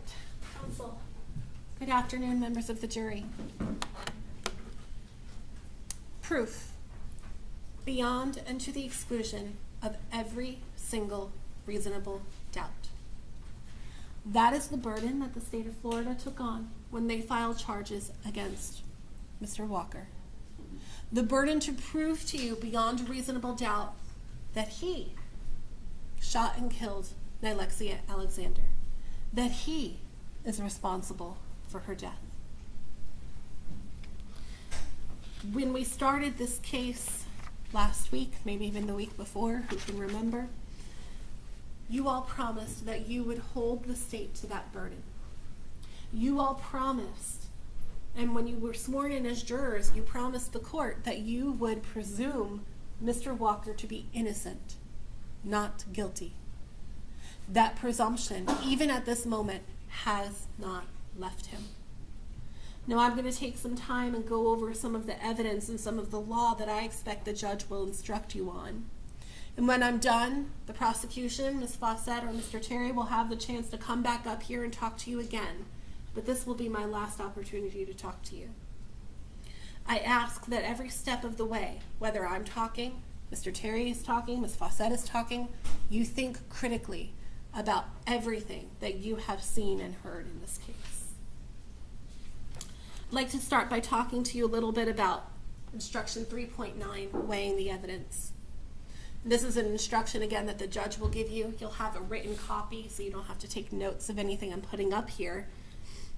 But there's something important that the judge is going to instruct you on. He's going to tell you whether the state has met its burden of proof does not depend upon the number of witnesses it has called or upon the number of exhibits it has offered, but instead upon the nature and the quality of the evidence presented. They can come in here and present 1,000,000 exhibits. They can come in here and call 1,000,001 witnesses. But at the end of the day, the answer is still not guilty unless that evidence is supported and credible, and you are convinced beyond a reasonable doubt that they have met their burden of proof. The nature and quality of their evidence comes down to Robert Creed and Stanley Wilson. And now I'm going to talk about them in detail in just a few minutes, but let's take them out of a picture for a quick minute. Because members of the jury, if you go back to that deliberation room and you ask yourself, let's put Robert Creed and Stanley Wilson aside. What evidence is there that Ronny Walker is guilty of first-degree premeditated murder? None. Because what you are left with, if you take Robert Creed and Stanley Wilson out of the picture, you're left with the black car, okay? You're left with Mr. Walker in the car, but you also have Mr. Creed in the car, right? That you can't just discount the fact that every step of the way where you're seeing Mr. Walker or you're seeing Nilexia Alexander's phone, you're also seeing Mr. Creed. So you've got two people at the gas station shortly after the shooting occurs. You've got the DNA, and I'm going to spend a few minutes to talk to you about that. And I know sometimes these testimony of these witnesses can get a bit dense, but I hope you were paying attention. Because if you were, you will know what the witness testified to, the DNA expert, is not what Ms. Fawcett is claiming before you. Because again, remember what I say, what she says, that's not evidence. The DNA comes down to this. First of all, there are 3 people in this mixture that Ms. Fawcett kept bringing up over and over.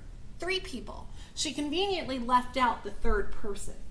Now, is that third person Robert Creed? We don't know. The DNA expert said that she cannot tell you that it is or is not him. She can't include him or exclude him. Could be someone completely different. So keep that in mind, right? That there's not just a DNA mixture between 2 people being Ronny Walker and Nilexia Alexander. There's that third person. But even more importantly, the DNA witness told you that a mixture does not mean physical contact. It does not mean 2 people left behind their DNA at the same time. She cannot tell you when or even how DNA is left behind.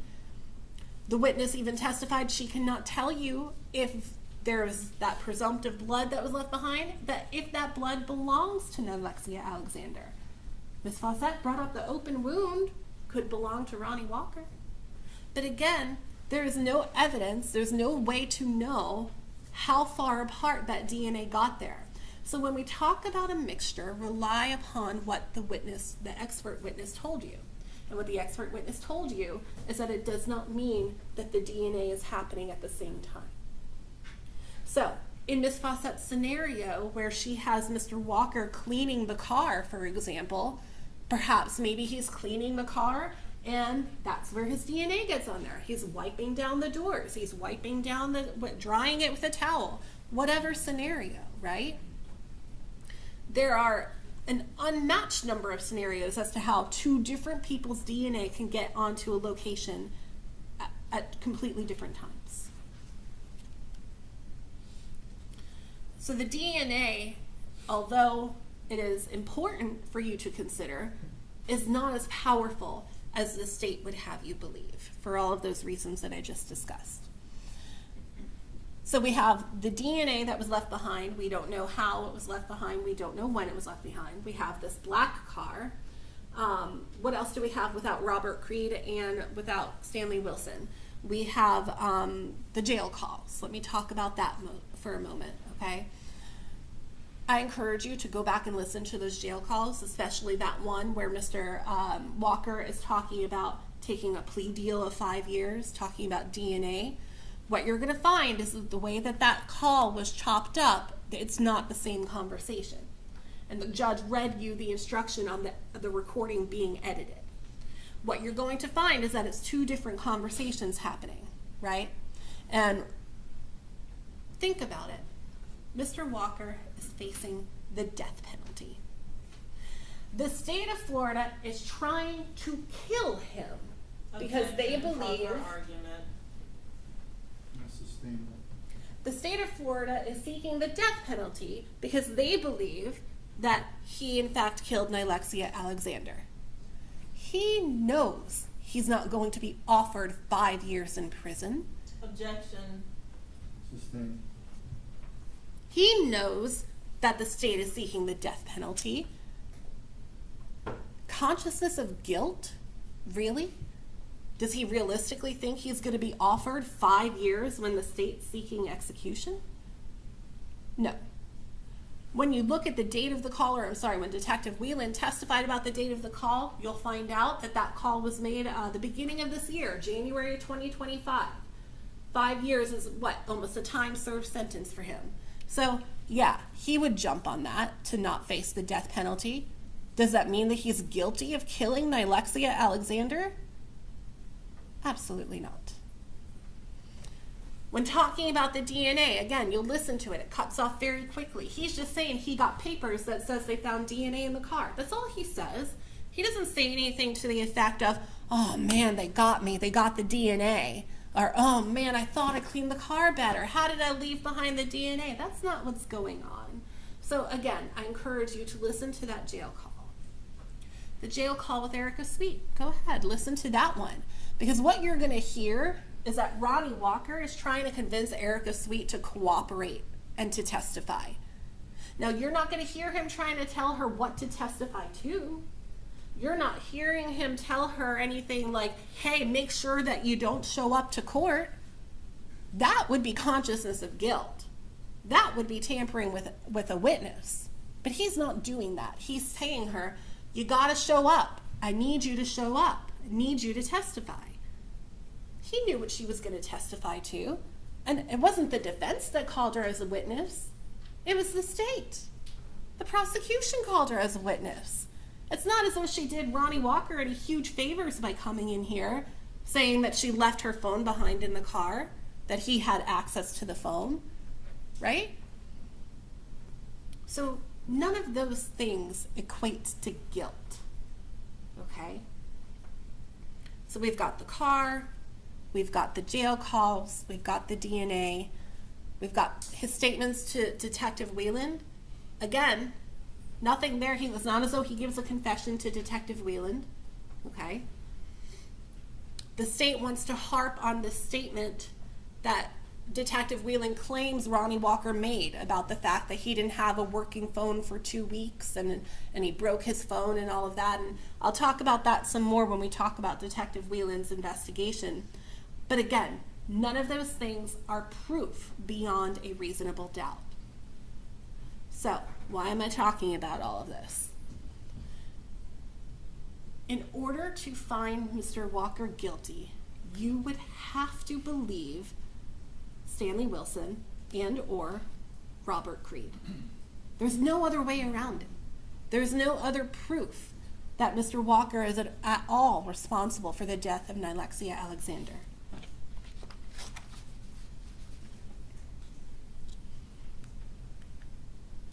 .7, plea of not guilty, reasonable doubt, and burden of proof. I'm going to talk about this instruction a couple of different times, but want to draw your attention to the portion that's highlighted, which says, a reasonable doubt as to the guilt of Mr. Walker may arise from the evidence, the conflicts in the evidence, or the lack of evidence. And I wanted to bring that up because I'm about to go through some of that with you. I'm about to go through the evidence, the conflicts in the evidence, and the lack of evidence, especially as it pertains to when we talk about Stanley Wilson and Robert Creed.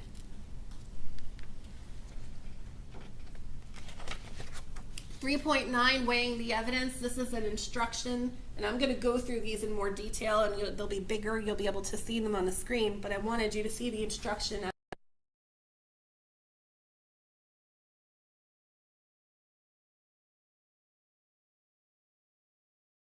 Wilson. Not every paragraph is going to apply to every witness, but when we talk about Robert Creed and Stanley Wilson, these are some of the ones that specifically are going to apply to them. Did the witness seem to have an accurate memory? Was the witness honest and straightforward in answering the attorney's questions? Did the witness have some interest in how the case should be decided?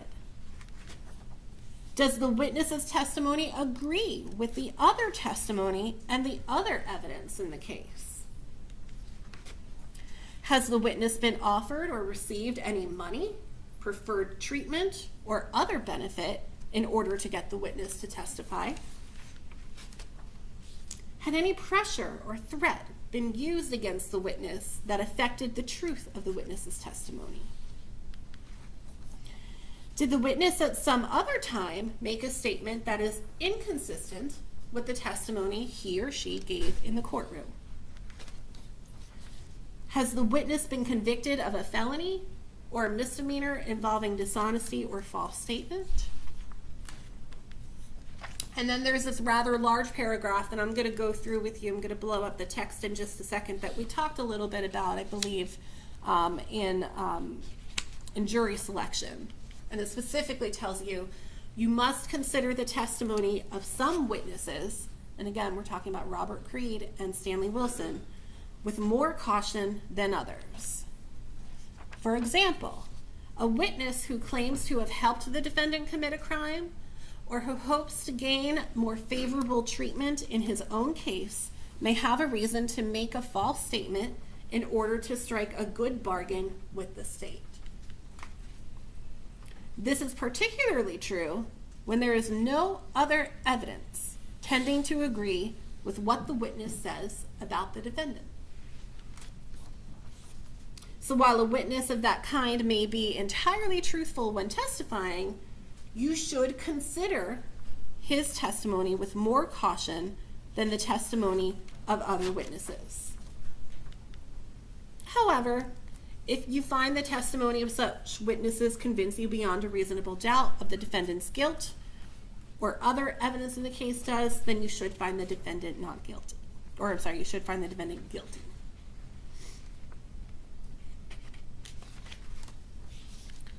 So let's talk about Robert Creed and go through some of those factors as it pertains to his testimony.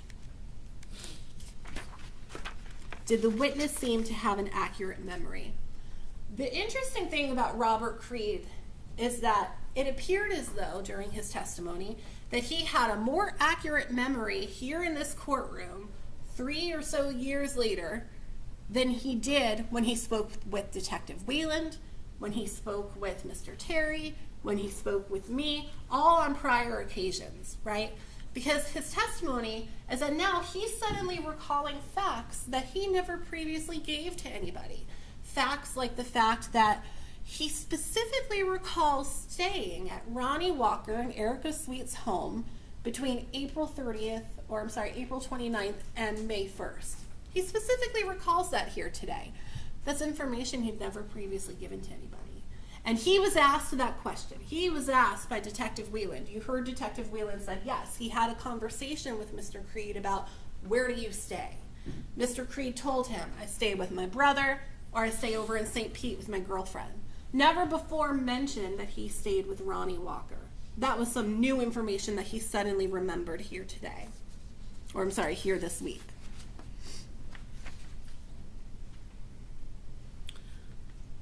Was the witness honest and straightforward in answering the attorney's questions? You are all the trier of fact. The witness's demeanor on the witness stand and their attitude and testimony towards the attorneys, that is all something for you to consider. That's a determination that you can make on your own. Did the witness have some interest in how the case should be decided?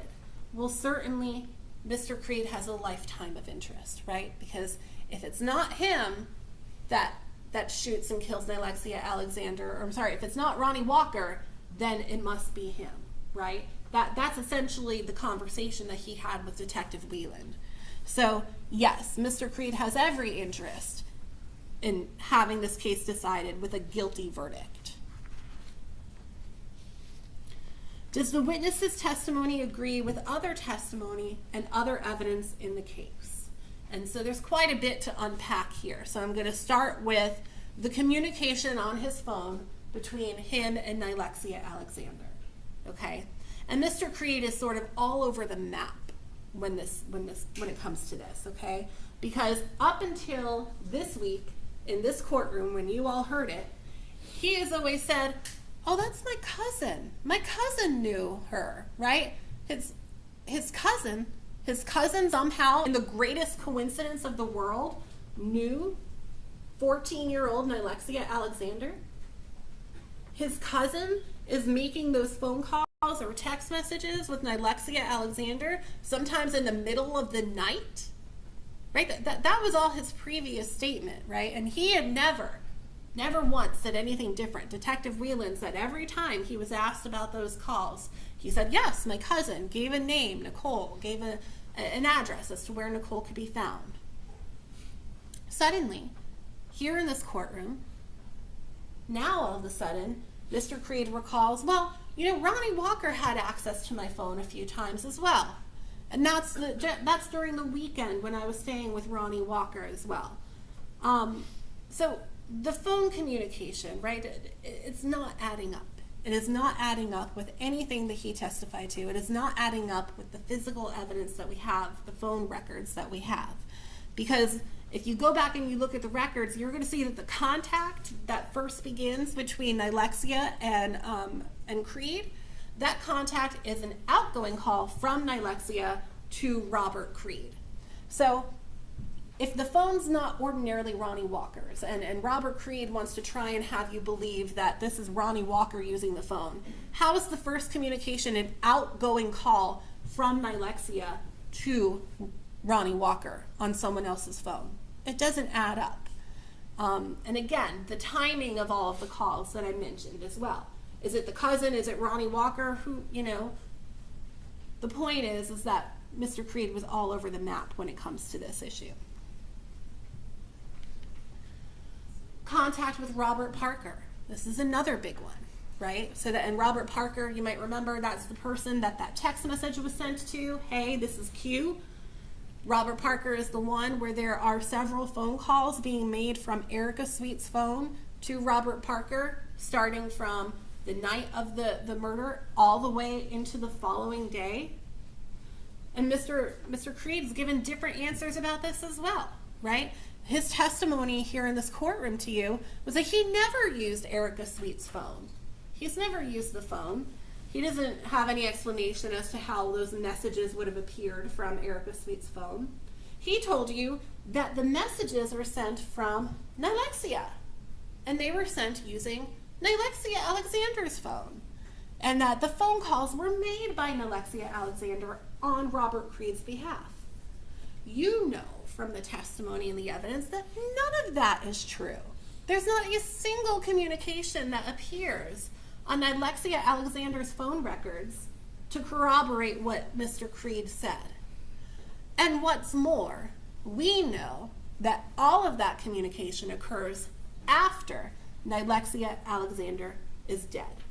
So, does Robert Creed's testimony agree with the other testimony and the other evidence in the case? Absolutely not. Then we get down to the actual facts of what happened inside the car, what happened at the time that Nilexia Alexander was shot. Robert Creed would have you believe that Ronny Walker took a gun in his left hand from that front driver's seat. Remember? He's sitting in the front driver's seat. He takes the gun in his left hand, somehow reaches over and turns around to shoot Nilexia Alexander in the back seat of the car. Is that reasonable? Is that reasonable? No. especially when you consider the medical examiner's testimony and the fact that there is no bullet hole, no damage, nothing inside that car, okay? Remember, Nilexia Alexander sitting in the back of the driver's side. There is one wound and one wound alone to the right side of her body, and that is that shot to the face, to the cheek on the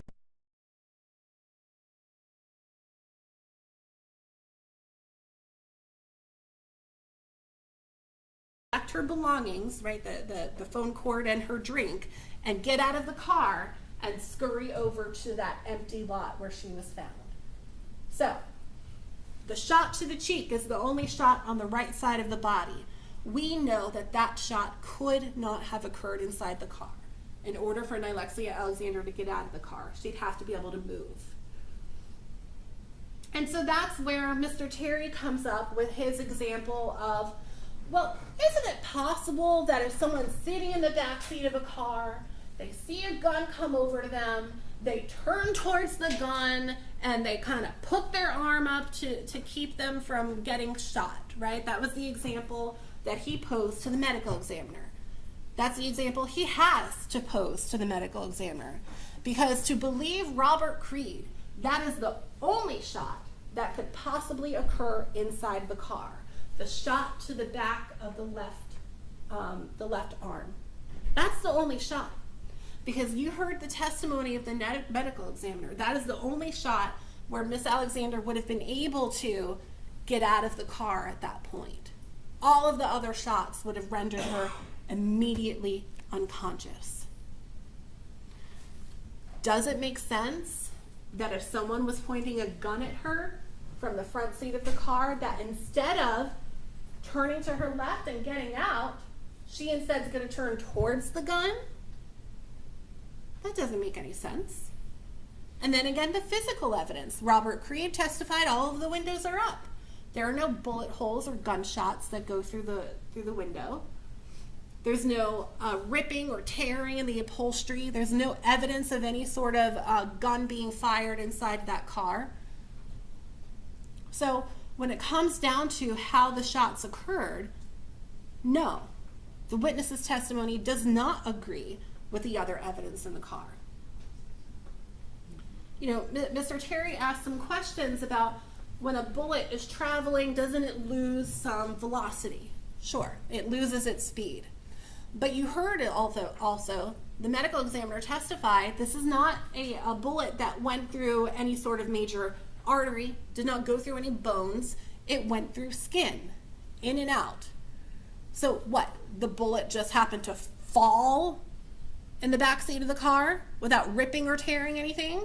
And Mr. Walker was able to find it and get rid of it before anyone else did? That's not reasonable. Mr. Creed's entire story of how this occurred has reasonable doubt written all over it. But I'll take it even a step further.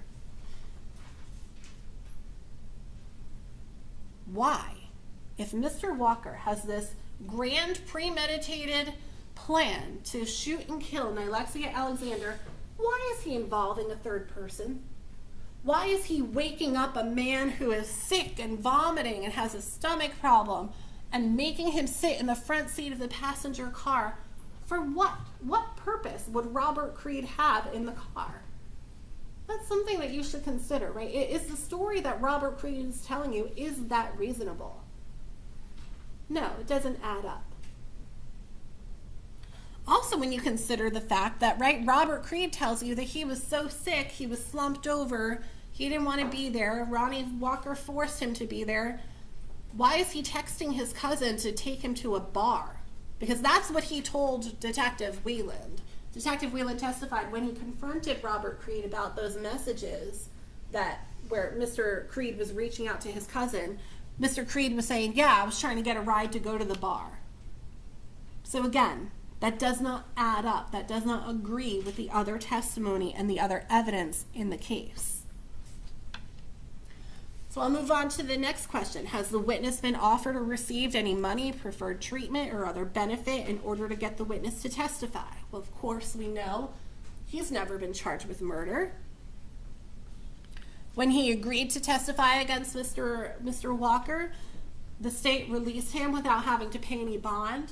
Now, he's still in jail because he was unable to get an address for his GPS monitor, but certainly if he wanted to get out and had an address, he would be able to. That is a benefit that he received by cooperating with the state. And then, of course, he could be facing up to 30 years, sure, but you heard him out of his own mouth. He's hoping that at the end of all this, he just simply gets to go home. That's the benefit or that he is hoping to receive. Had any pressure or threat been used against the witness that affected the truth of the witness's testimony? And I'm sure that it wasn't fun to listen to, but that is why I went through every painstaking statement that Detective Whelan made to Robert Creed during that second interview. And here's an example of just one. If you didn't tell us the truth, you were going to be indicted on first-degree murder. That's the last thing that Robert Creed hears from Detective Whelan. If you didn't tell us the truth, you were going to be indicted on first-degree murder. So now, Robert Creed is left with that impression that if he doesn't continue with the story that Ronny Walker is responsible for the death of Nilexia Alexander, then he would be the one that could be charged with first-degree murder.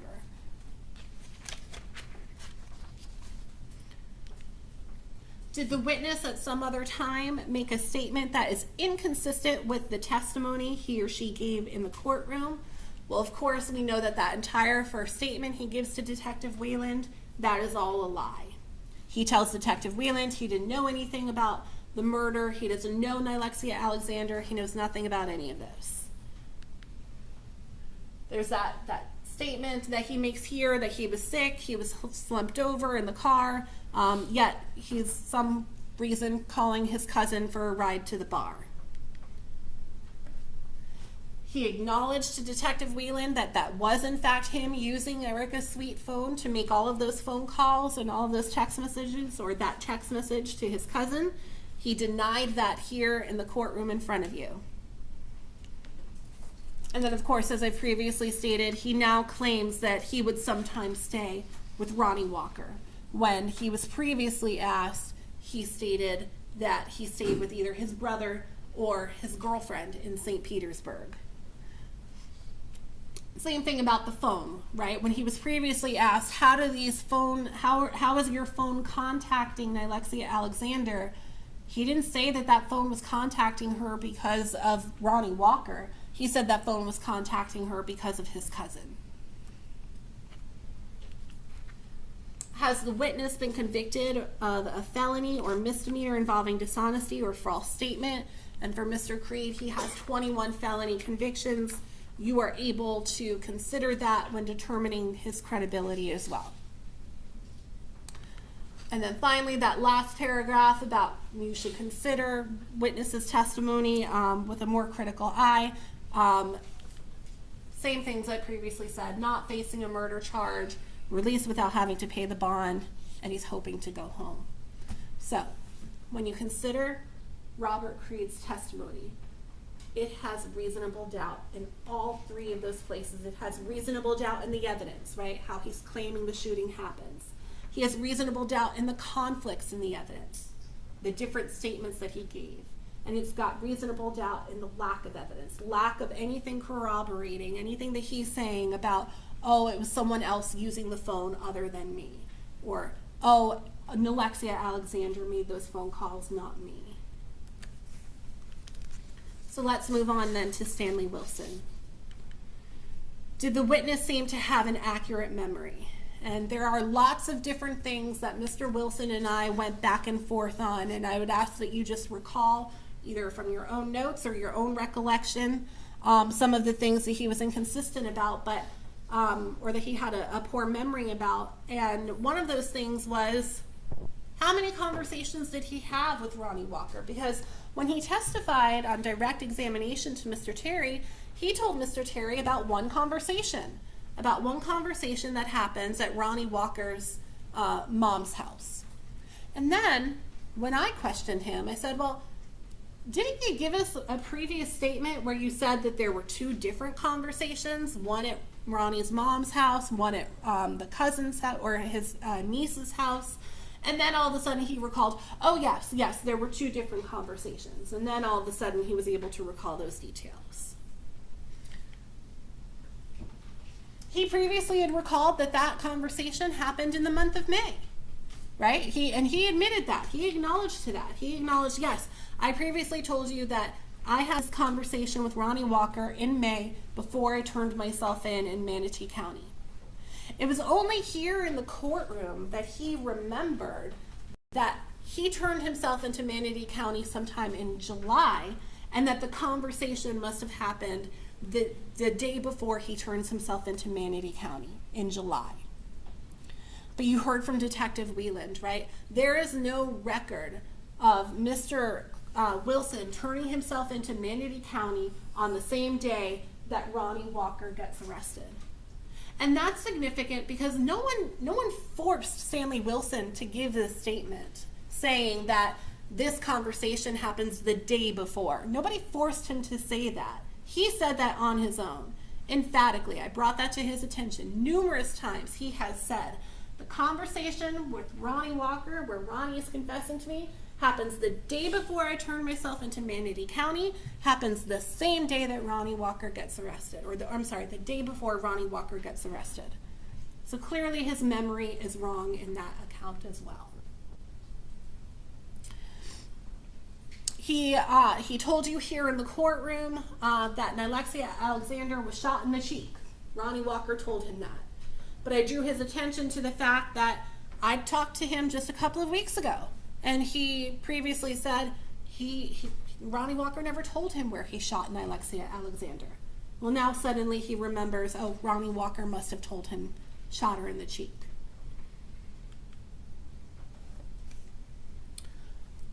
He's previously said that Ronny Walker has never tried to blame this on Robert Creed, and that Ronny Walker has always said that he was the one that shot and killed Nilexia Alexander. He testified here in the courtroom to something different. He testified at first Ronny tried to blame Creed, and then he went ahead and confessed to me. In the courtroom here, Mr. Wilson testified that Mr. Walker told him he turned around and shot Nilexia Alexander, who was sitting in the back seat. But when I drew his attention to a previous statement that he made, he previously said Nilexia Alexander was sitting in the front passenger seat. That's what Ronny Walker told him. So again, all of these contradictions in his memory as to the facts that he's claiming Ronny Walker told him. Was the witness honest and straightforward in answering the attorney's questions? Again, that is a credibility issue, a judgment call that you all get to make. Did the witness have some interest in how the case should be decided? And he told you about his plea agreement, that he has pled guilty here in Hillsborough County to 5 years in prison. He should have been doing 10 years, but they gave him a break, and they're holding that sentence over his head, that they can come back and they can give him the full 10 years if he does not come in here and testify against Ronny Walker. Does the witness's testimony agree with the other testimony and the other evidence in the case? There's no evidence that Nilexia Alexander, Ronny Walker, or Erica Sweet had any kind of STD. Erica Sweet was on the witness stand. Certainly the state could have asked her. You heard the testimony of the medical examiner.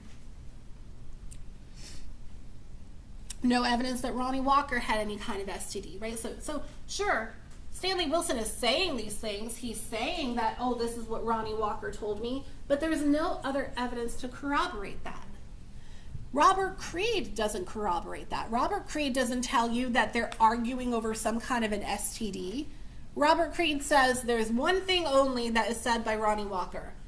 Are you having sex? Nothing about an STD, right? Now, the state wants to read that into he was talking about an STD. There's no evidence of that. There's no proof of that. Certainly, if Mr. Creed had heard something about an STD, you would have heard about that too.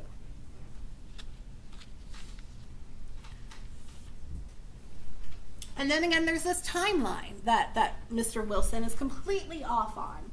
Because remember, he says that the conversation with Ronny Walker, where Mr. Walker confesses to him, this happens, and it's premised on essentially three.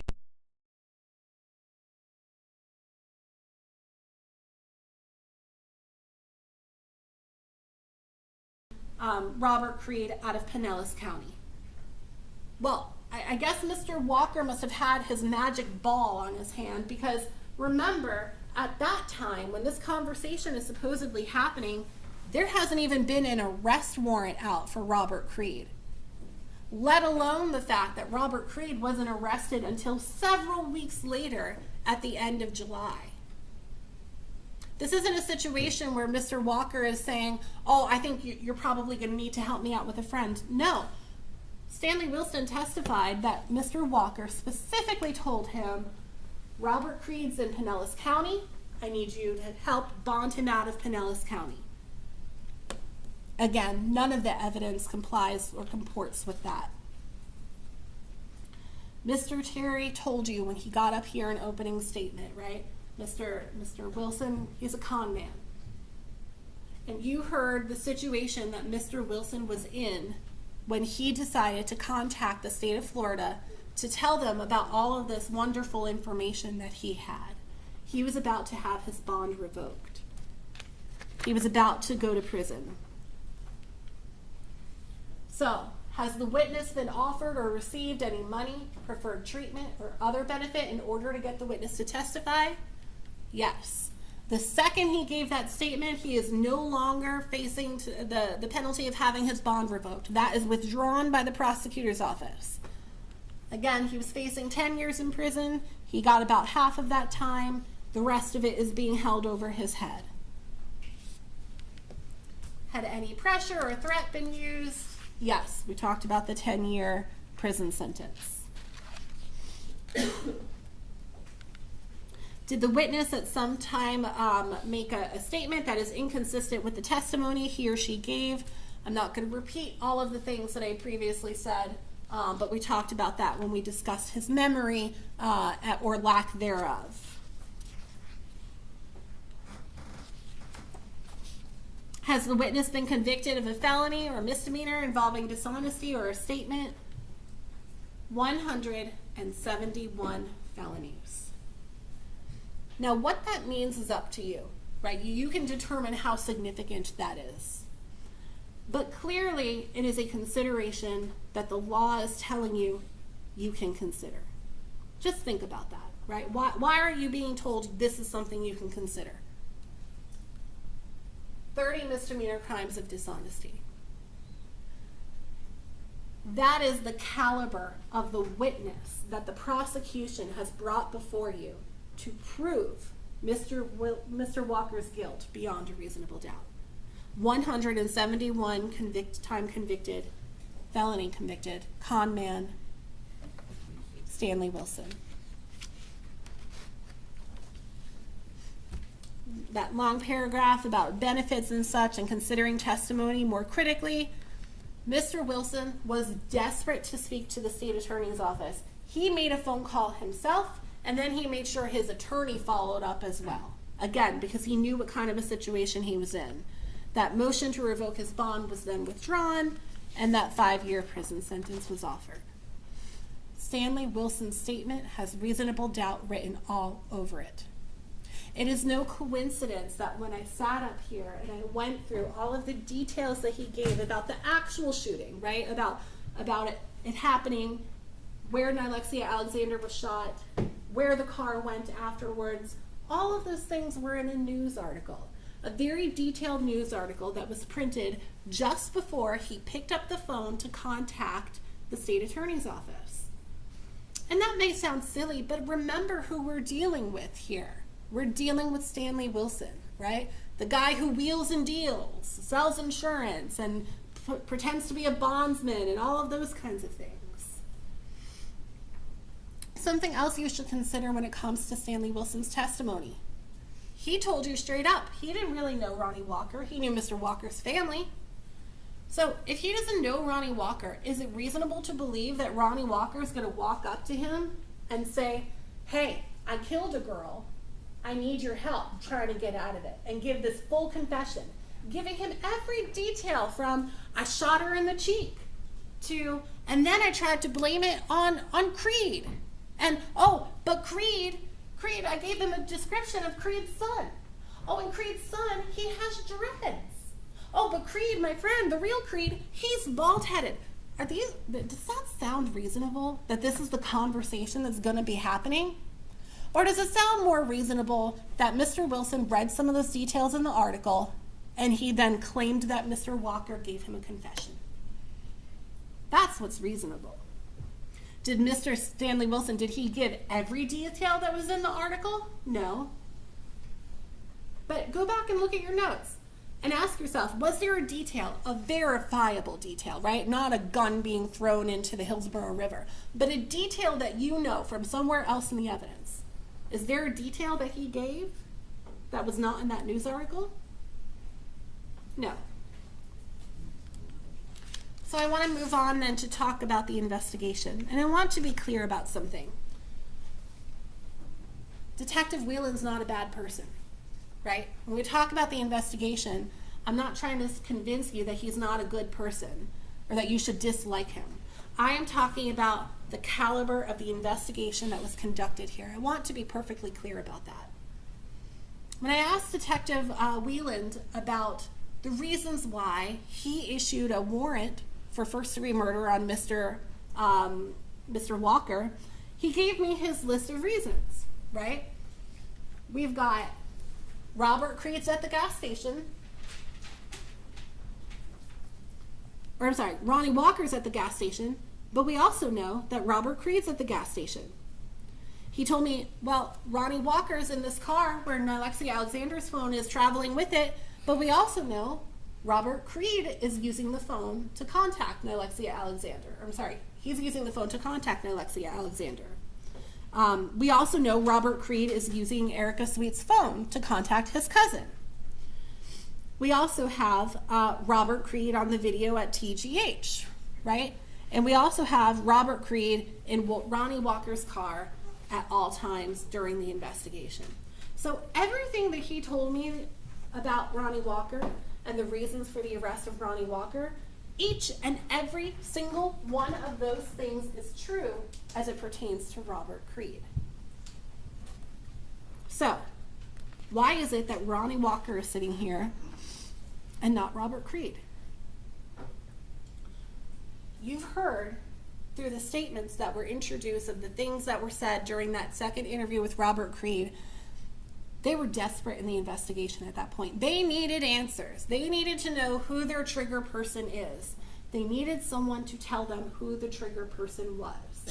And so Detective Whelan went about the way that he went about it, lying, using pressure, telling Mr.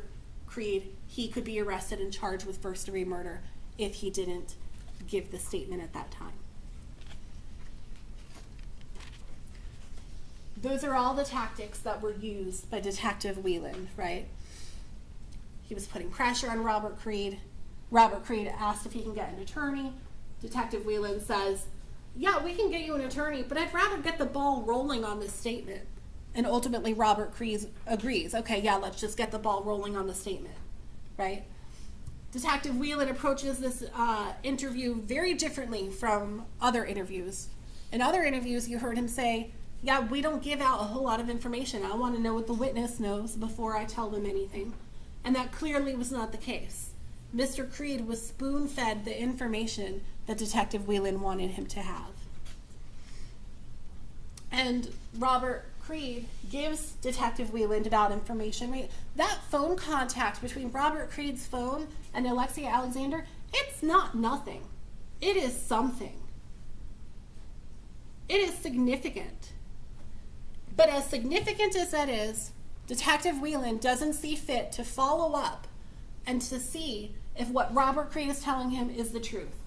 He doesn't follow up to talk to Robert Creed's cousin, Nicole. Doesn't even try to look for her. It's not as though he tried to find her and couldn't find her. He doesn't even try to look for her to verify what it is that Robert Creed has told him. The investigation, the way that it went about, the tactics that it was used, all set up.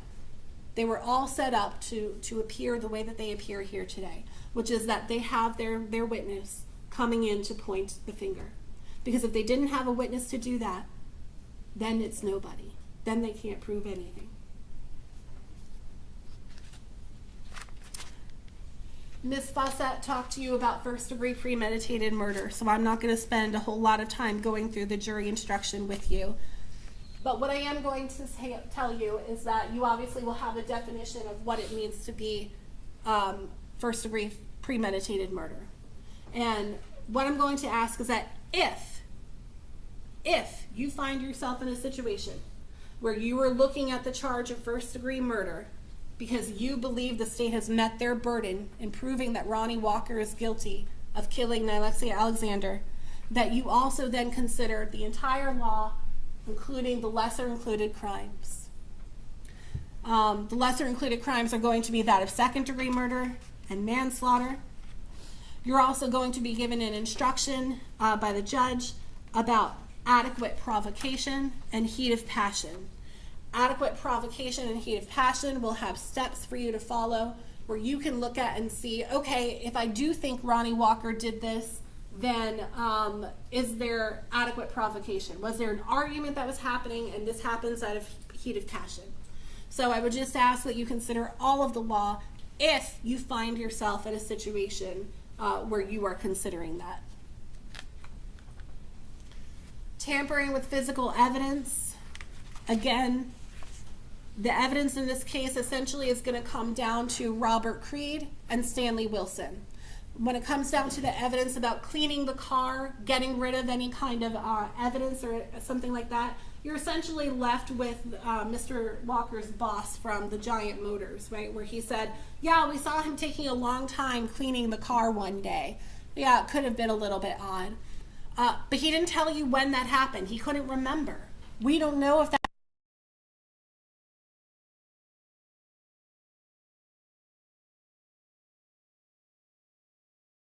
but they have not proven to you beyond a reasonable doubt that Mr. Walker actually did anything to clean the car in an attempt to get rid of evidence from a homicide.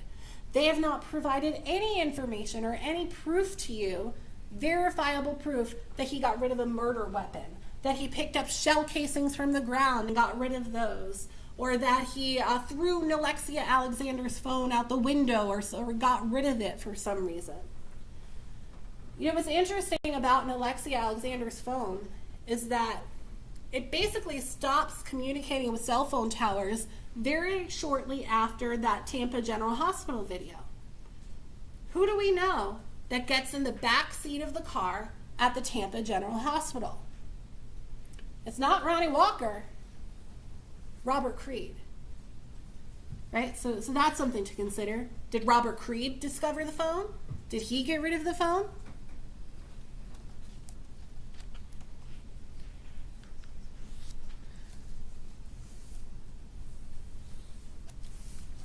I want to go back to that reasonable doubt instruction. Plea of not guilty, reasonable doubt. If after carefully considering, comparing, and weighing all of the evidence, you do not have an abiding conviction of guilt, rather it is one which is not stable, but one which wavers and vacillates, then the charge is not proved beyond every reasonable doubt, and you must find him not guilty, because the doubt is reasonable. It is to the evidence introduced in this trial and to it alone that you are to look for that proof. When you go back into that deliberation room, ask yourself this question. Is it reasonable? Is it reasonable to believe that Robert Creed is the one that killed Nilexia Alexander? And if when you ask your question, if you ask that question to yourself and your answer is, it's reasonable, then you have a reasonable doubt. The state of Florida has not provided you with the tools necessary to prove that Ronny Walker is responsible for the death of Nilexia Alexander. They have failed to do that. Their case boils down to Robert Creed, who doesn't want to be charged with first-degree murder, and a con man who concocted a plan to keep himself out of trouble. That's what their case boils down to. And then lastly, if you find yourself in a situation where you do think it's reasonable Robert Creed shot and killed Nilexia Alexander, that's when you consider that principal theory that the judge is going to instruct you on. But I want you to pay attention to the law that the judge is going to give you on mere presence. Mere presence at the scene of a crime is insufficient to find a defendant guilty of that crime. Likewise, knowledge that a crime was occurring or was about to occur is insufficient to find the defendant guilty of that crime. This remains true even if the defendant fled from the scene of the crime. And I'll just stop there. If you find that you believe Robert Creed did in fact shoot and kill Nilexia Alexander, then the question will be, did Ronny Walker do anything to help him? And the answer to that question is no. Right? You would have to find, under that principal theory, that Ronny Walker knew that a first-degree premeditated murder was going to happen. Not that he thought it was maybe, something kind of odd is going on between Mr. Creed, who's, an older man, and a young 14-year-old girl. Not that he thought that that was weird, but that he knew that Robert Creed intended to kill Nilexia Alexander. And he drove Robert Creed and Nilexia Alexander to this location for that purpose, to kill Nilexia Alexander. There's no proof of that. There's no evidence of that. You heard Detective Whelan. There's no evidence that Robert Creed did anything wrong other than lie to them in their investigation, right? So how can the state of Florida come up here with a straight face and ask you to find Mr. Walker guilty of a crime, not because he killed someone, but because he helped someone kill Nilexia Alexander? That defies all logic. You can use your common sense when you go back there, and I ask very much that you do so. You heard the testimony. First of all, Ms. Fawcett repeatedly referred to this as an abandoned area or a desolate area, something to that nature. You saw the neighborhood. You saw the houses surrounding the area. You saw the lights on the street. This is not an abandoned area. Even more, you saw that the car did not stop at the dead end of the street.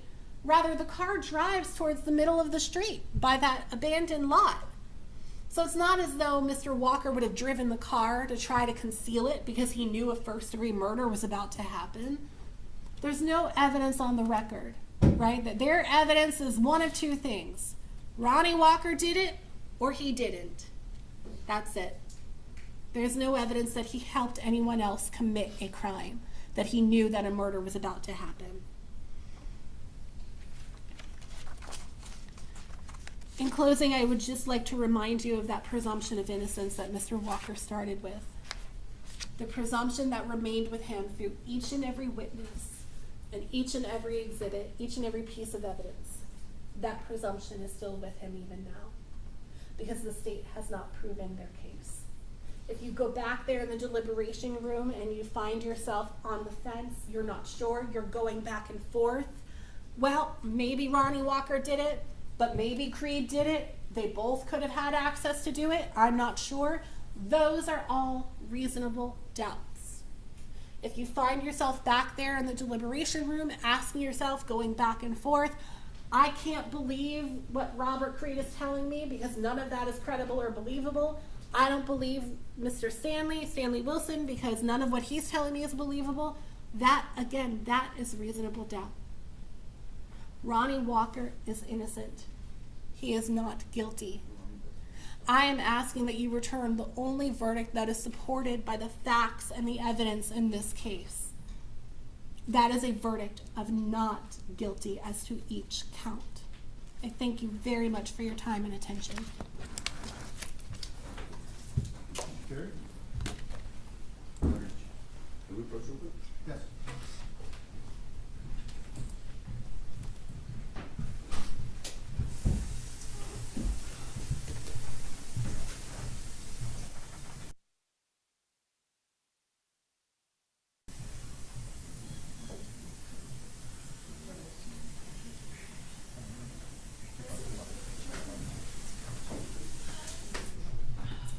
Ladies and gentlemen, before we do the last 45 minutes of this, we're going to give you all about a 5-minute break to touch base, do a drink, whatever you need to do. See you back in. Thank you. All right, for the jury.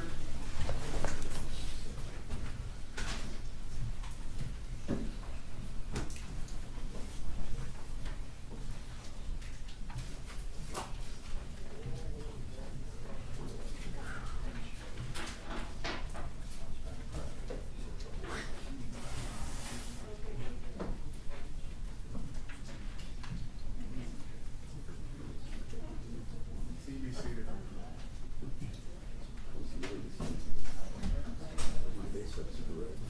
Where's the recess? Y'all may be seated. Soon enough, 5 to 10 hours.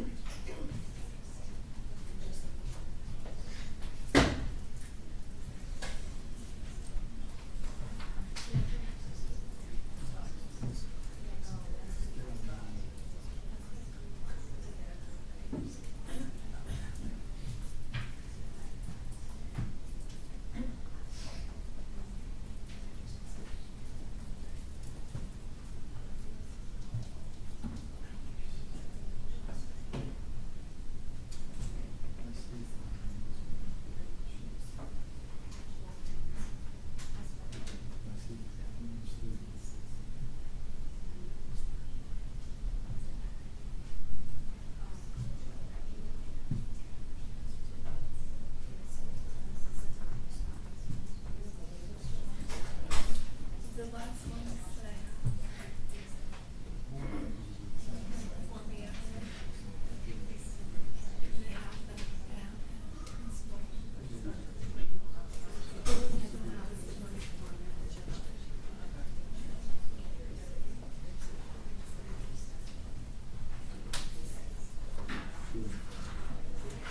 All rise for the jurors.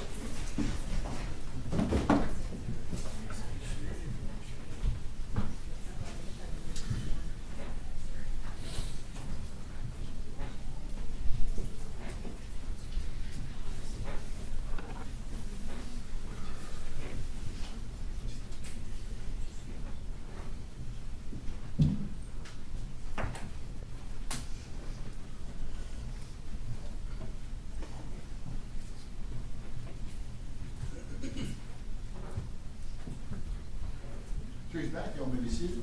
Welcome back, ladies and gentlemen. Once again, I asked you if everything was okay with the court's instructions, no issues, nobody had any problems, no media. No, sir. Very good, thank you, folks. Mr. Taylor, over you go. Thank you, Your Honor. Good afternoon. So I want to start this before I get into some of the other points I was going to make by starting off real quick with something Ms. Dunker had said, and in fact was crystal clear from watching her closing. This case does not come down to whether or not you believe Stanley Wilson or Robert Quincy Creed. It does not. She wants to put it all on that. But ladies and gentlemen, don't forget, Ronny Walker was charged, arrested, and indicted before Quincy Creed or Stanley Wilson ever said a word. He had already been arrested. He had already been indicted. She wants to make it sound like Jake Whelan was desperate trying to get Robert Quincy Creed to say what happened. Jake Whelan wasn't desperate. He'd already arrested Ronny Walker for this murder. He'd already been indicted. He wasn't desperate. Sure. Did he want to find out the truth and he believed he was going to get it ultimately from Creed? Yeah. But he'd already arrested him. He'd already made his case. And I'm going to get back in a few minutes to why that is. But I wanted to make that very clear right now from the start. Because that was the almost 90% of the closing that Ms. Dunker did had to deal with whether or not you believe them. And I'm going to tell you that there are reasons you should believe them. And I'm going to get into those specific reasons in a little bit. But what I wanted to make crystal clear before I even got into that is that is not the truth. We are not relying solely on that. That is not the truth. So let me go start, and I'm going to go into real quick into Quincy Creed. Okay, we'll talk about him real quick. And something that came up in this that I thought was really interesting. All right, and there's in doing this job for as long as I've done it, I find that you can ask questions and ask questions and ask questions and ask questions and not get anywhere. Sometimes all it takes is asking the right question. And guess what happened in this case? Detective Whelan never asked Quincy Creed the right question. Ms. Dunker never asked him the right question, and I never asked him the right question. Not until he was on that stand and I'm doing the direct that I thought, did you ever, because he clearly lets people borrow his phone. You can hear how he talks about it, like, oh, I guess my cousin had it, so-and-so had it, people had his phone. So it occurred to me, I said, I wonder if anyone's ever asked him if Ronny Walker ever used his phone. So I asked him. And he said, yeah, he uses my phone. Oh, that explains something. Because that had always been a little bit of a strange quirk in this case, is that Nilexia had contact with Quincy Creed's phone. But there's no other evidence of any other contact between those two. He doesn't live in that neighborhood. It just doesn't make any, it didn't make any sense. And Creed did say that he had believed that maybe it was his cousin who he borrows the phone from, who's around that same age. Maybe she did it. But no one ever thought to ask. And then when Miss Dunker got up on cross and said, well, you've never said that. What did he say? You never asked. That's how simple it was. You just never asked. And that cleared up so much.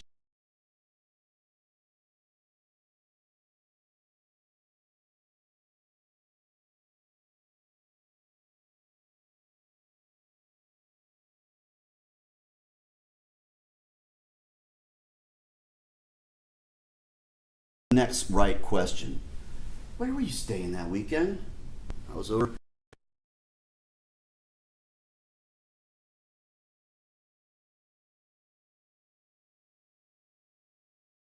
Me because I've been staying on his sofa.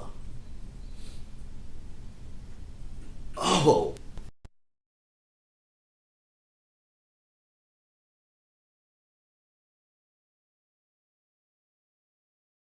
So that was interesting. But then it turns out that Ronny Walker didn't even have a working phone around that time.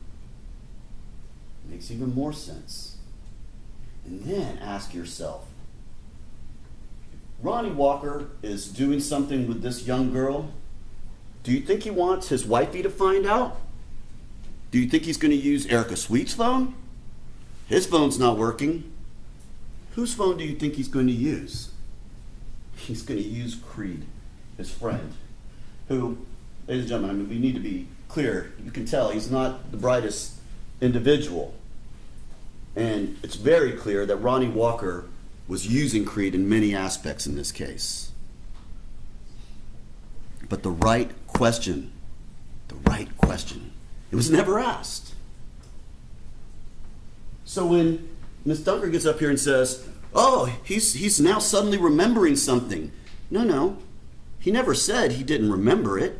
He just said to her, very simply, you never asked. He's not a brilliant mastermind trying to frame somebody else. If he was, he probably would have volunteered that a long time ago. I guess the defense would have you believe that Robert Quincy Creed shot this girl and then is coming up and framing Ronny Walker. Or is blaming him, or is, because he's the one who did it. Does Quincy Creed seem that smart to put that together? And ask yourself this too. You heard his description of the shooting, right? He's in the passenger seat. He's not feeling well, which is another interesting fact that he kept bringing up. So clearly this is something he very much remembers, that he wasn't feeling well and didn't want to go out. But he felt an obligation to Ronny Walker because he was staying at his place. This is a drifter. He's drifting around, couch surfing, staying with his brother, staying with a girlfriend in St. Pete, staying with Ronny Walker, staying wherever he can stay, really, okay? And he describes the shooting, and he says that he had his head kind of leaning towards the window. Like, imagine when you're sick and you're not feeling well. That's what you do. That fits. He hears the bang. But here's the argument. He hears Ronny Walker ask him if she's having sex. And then he hears the bang and turns and sees her like this and thinks she's shot in the chest. And then he says, Ronny Walker has her get out of the car, and he hears 2 more shots. Can't say where she was shot. Well, he's wrong on the shots, and he can't say where she was shot. Don't you think the shooter would know where she was shot?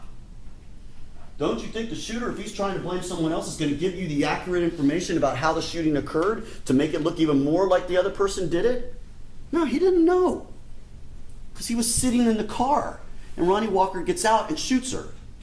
He didn't know she was shot in the head. He didn't know where she was shot. That's why he couldn't give you that information. Ms. Dunker never discussed that, but let's be clear. He didn't know how the shooting occurred, and his description of shot in the chest, which isn't true, and the 2 shots outside the car, which isn't true. There were 4 or 5 more shots outside the car. If Robert Quincy Creed really wanted to blame Ronny Walker and make this about Ronny Walker, he would have given the true facts of what happened, because the shooter would know. The shooter would know where the person was shot, because the shooter aimed at the person's head. But Creed doesn't even know. That is further proof that Creed was here telling you the truth. He's telling you what he knows. And yes, he was less than cooperative at the beginning. Less than cooperative, but imagine, he's just witnessed a murder. This man shot a 14-year-old girl. What's he going to do to him? So he's going to keep his mouth shut. He knows the score. Just keep his mouth shut. I'm not going to say anything. If I'm confronted, I don't know anything about it. I don't know anything about a murder. I don't know anything that he did. And yes, it took a while with Detective Whelan to get him to come around to see, like, you should cooperate. Could Whelan have charged him? No. Mere presence, ladies and gentlemen, we could not and did not ever charge Robert Quincy Creed because there's nothing to connect him to this case other than that phone call, which now we know could just as easily have been Ronny Walker making those phone calls.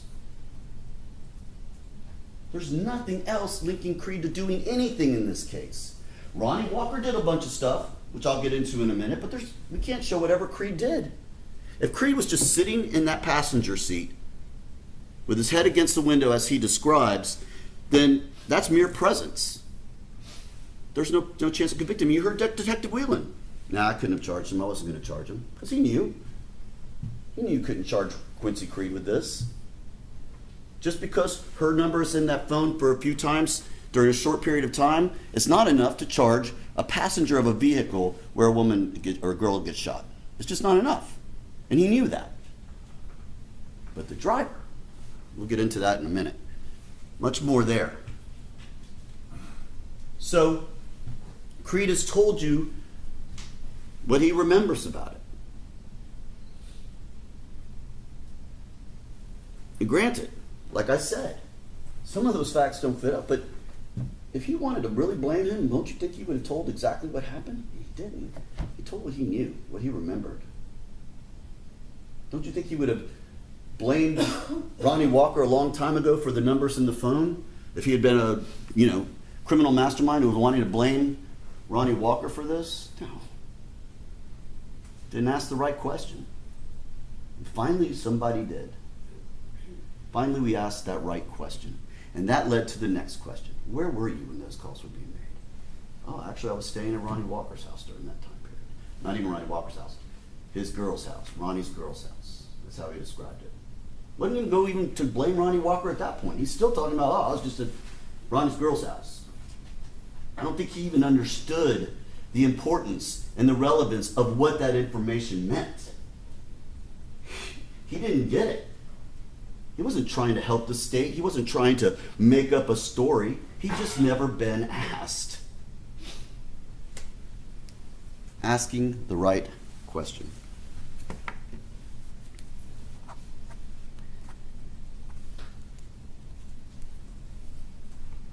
So,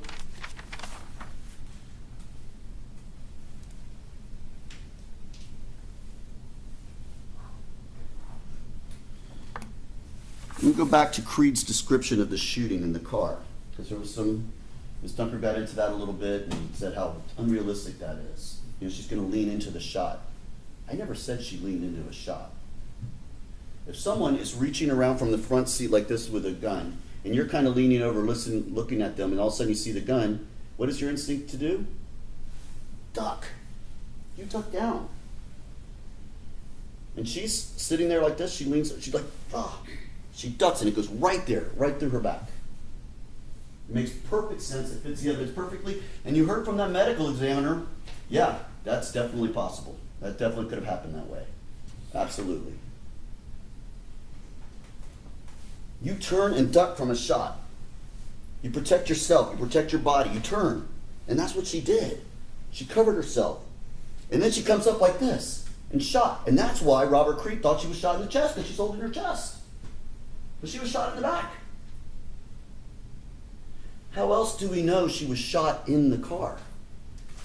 And I'll get back to a second ago why there was no projectile found or no damage to the car. Common sense will tell you why, but I'm going to get back to that. How else do we know she was shot in the car? Well, you heard Creed. She gets out on her own. Ronny Walker tells her to get out, and she gets out of the car at that point. Clearly, of course, she's been shot. But there's blood in the car.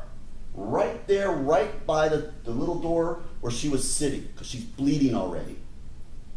Look at the pictures from the crime scene. Look at the blood droplets right along the road, on the leaf, all leading to where she was ultimately murdered. She was walking, ladies and gentlemen, and she was dripping blood as she was walking. She was alive, she had been shot, and she was walking away into this field. The evidence, the physical evidence at the scene corresponds to that. That bullet traveled across her shoulders and came out one side. That bullet traveled a long way through her body. And yes, it didn't hit an artery or a bone, but it went through, you heard the ME, it went through muscle, subcutaneous tissue.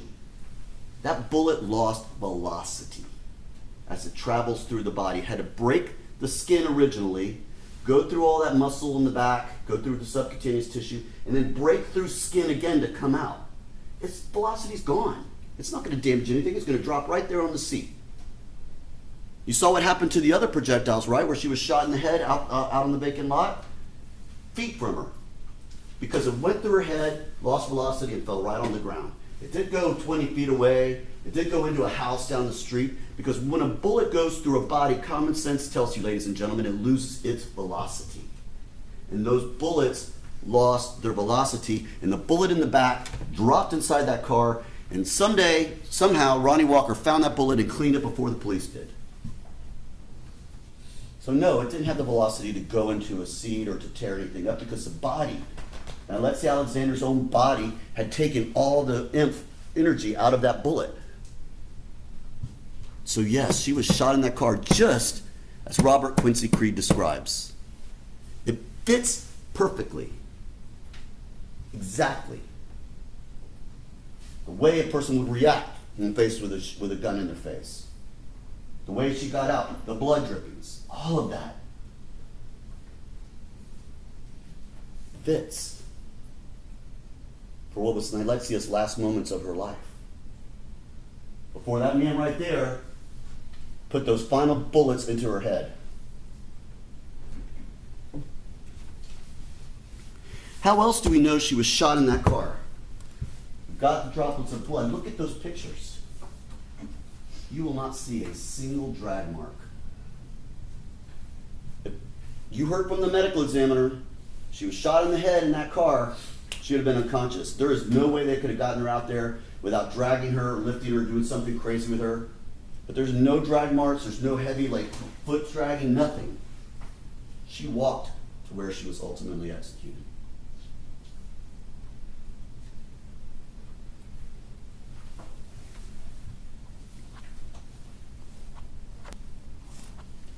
How else do we know she was shot in the car? Well, someone was pretty anxious to clean that car up. There's 2 bottles of carpet and stain cleaner. Not just 1, 2. 1 with his fingerprint on it. Someone had been cleaning those seats, cleaning those carpets, but didn't think about the outside of the door. He missed a spot. He missed a spot. That's what happened. And that spot was the blood of Nilexia Alexander.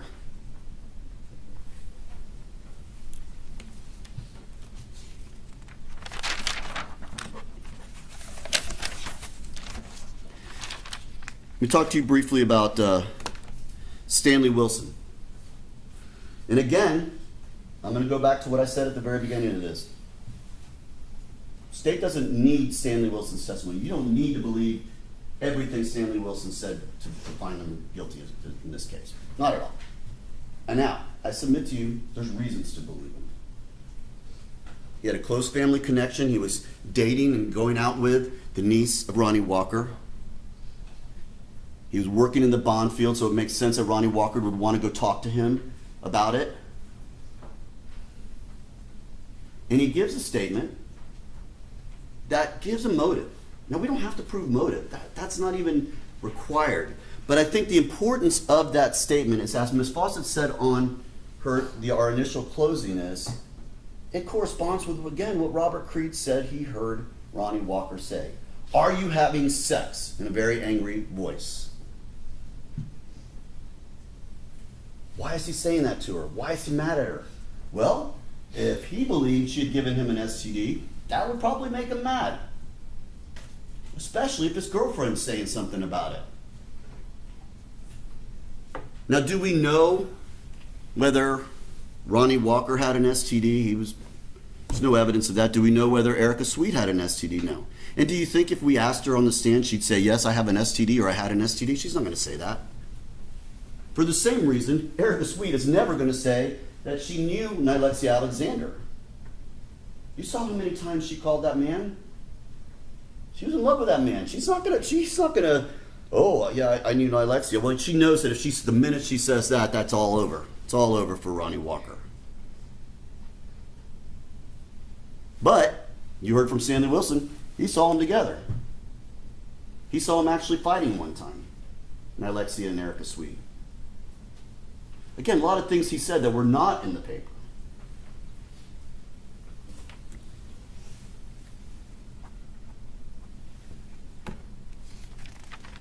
Says the gun was tossed in the river.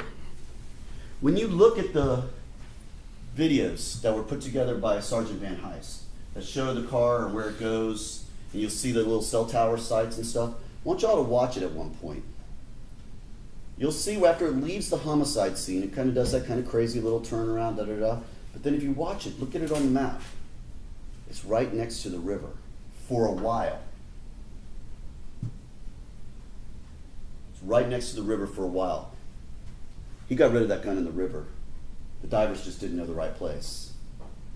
But Stanley Wilson knew that he got rid of the gun in the river. Look at that. Watch that video. You will see that it stops right just north of the Columbus Bridge for a while. That phone is sitting there, at least 5 or 10 minutes, hitting off the same cell tower, very close, almost like right next on the riverbank. Ronny Walker was getting rid of that gun.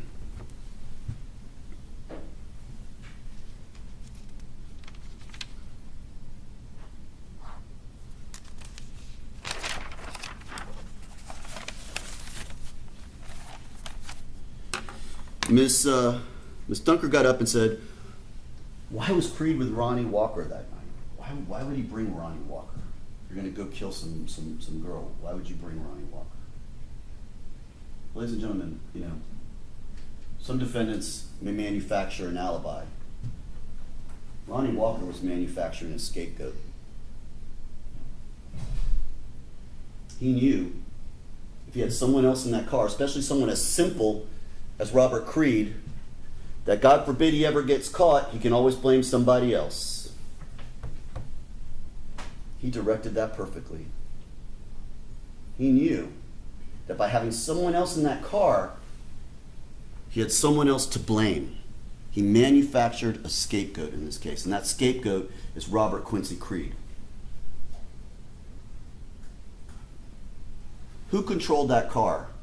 Ronny Walker. Who decided where that car was going to go? Ronny Walker.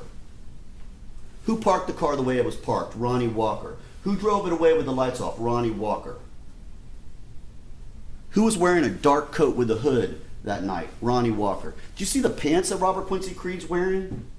Those shorts down to his ankles and like all around his kneecaps. Does anyone think he could have gotten out of his car and hobbled around and confronted Nilexia Alexander in clothes like that? Those clothes aren't in any way.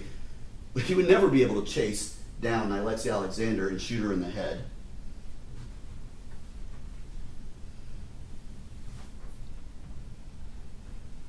So yes, that's why Ronny Walker bought Creed. He brought him so that he always had someone else to blame, should, God forbid, they ever find out he did it. Now, like I told you, Ronny Walker was charged with this crime before we even heard from Robert Quincy Creed and what he said about how the shooting occurred. Ronny Walker was charged with this crime before we ever heard from Stanley Wilson about a potential motive. Ronny Walker was charged with this crime because Ronny Walker was a principal. And why do I say that? And I'm not saying he didn't shoot her. He did shoot her. The state is never for a second telling you that Robert Creed did it. There is absolutely zero scintilla of an evidence to suggest or put Robert Creed as a shooter. There just is not. But even if you stretch your mind enough to think that Robert Creed is some sort of mastermind who planned all this and did all this, and Ronny Walker is some dupe who ended up having to drive him there, it doesn't make any sense with how the drive occurs. Look where they go. She is picked up right near Erica Sweet's house. And you heard from Creed that he was driving around looking for her. He was asking people, have you seen that girl? He was hunting her. And they drive around, and Ronny Walker goes and gets her a drink. And as Ms. Fawcett said, do you think she's going to get in a car with a driver that she doesn't know? Now, granted, she's made a lot of poor decisions in her life, but she knew who Ronny Walker was. She wouldn't have gotten in that car if she didn't. Ronny Walker was the driver. She gets right in there behind him in the driver's seat, behind the rear driver's seat. Ronny Walker drove to that location. Why? Why that location? Because it's dark, it's quiet, it's got a vacant lot. Easy place to kill and dump a body and get out of there before anyone finds you. It's not on a major thoroughfare. It's not where people are going to find you. He knew that he'd have time once she's dead to get out of there before police, anyone would come around. And we know it was over an hour or almost an hour before the police actually were able to get there. 40, 50 minutes, something like that. He drove to this dead-end street, turned the car around and drove so that her side of the car was right next to that vacant lot. Make it easier so he didn't have to walk around the car, get her around the car, get her to the other side of the car. He knew right there, put her right by the street. That shows, ladies and gentlemen, circumstantial evidence that he knew what was going to happen. He knew. So even if you stretch it and say, well, maybe Quincy Creed was angry at her and was going to shoot her for some reason. How did Creed get there? He can't even drive. Oh, he needed the help of Ronny Walker. So Ronny Walker aided, assisted, abetted him in getting this 14-year-old girl to this vacant field. If you were to stretch your mind and try and say, well, maybe Creed did it. Even though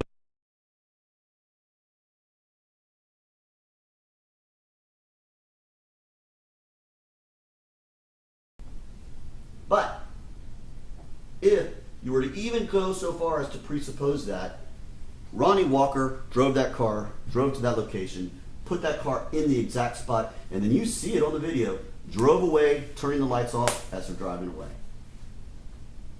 Assisting and aiding the murderer get away. The murderer was himself, but even if you want to believe it was Creed, he was assisting Robert Creed in committing this murder. He is a principal under the law. And you'll have the instruction. You'll see what it says. But he was a principal, ladies and gentlemen. He drove, he assisted, he aided. If, and again, it's hard for me to even make this argument because the state is telling you that it was Ronny Walker that shot that gun. We are not backing away from that, even in the slightest. So I urge you not to think that just because I'm saying this, that we're telling you that it was Creed. We are not. Not under any circumstances. However,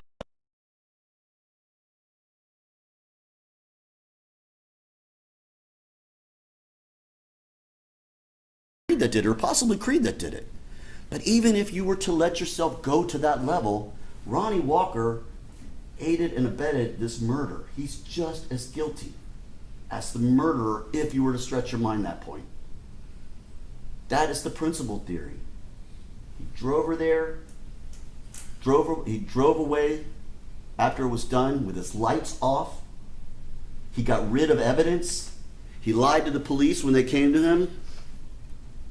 Ronny Walker is guilty under the principal theory, but he's also guilty because he did fire those shots.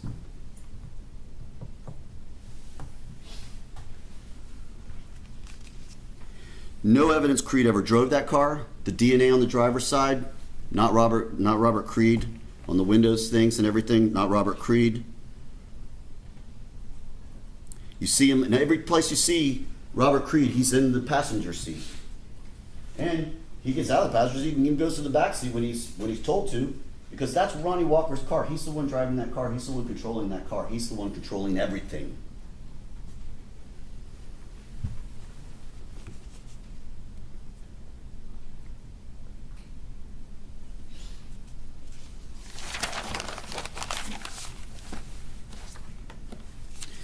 go over a couple of other little points that Ms. Dunker talked about. She talked about all these calls and texts to Robert Parker about going out.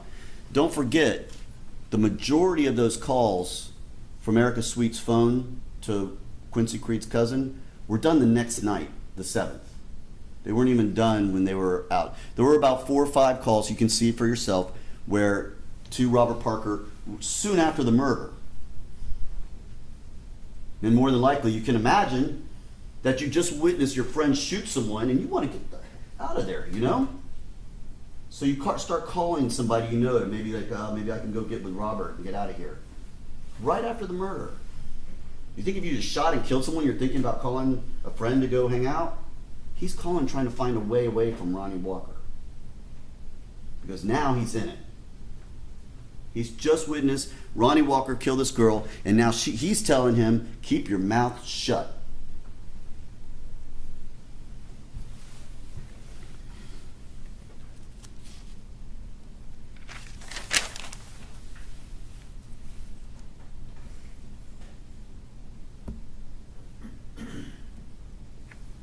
She talked a lot about these witnesses that we have. And again, ladies and gentlemen, we can't pick the witnesses. I told you this when we were doing our diary. I wish all my crimes would occur in front of, the Pope, or mayor or somebody, but they don't. They occur amongst the people where crimes occur. Other criminals, most of the time. So we can't pick and choose them.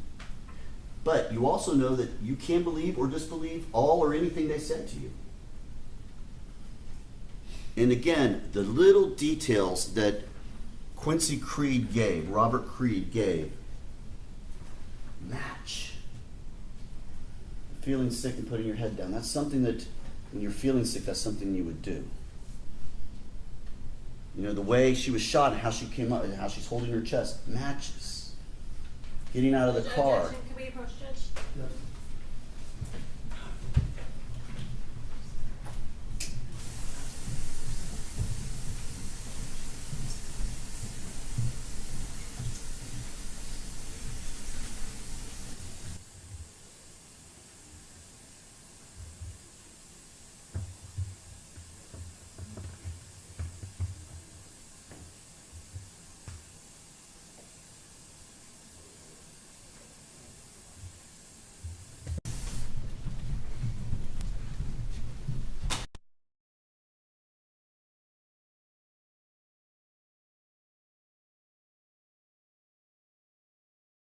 Windows. They put their heads on something cool to kind of, when they're not feeling good.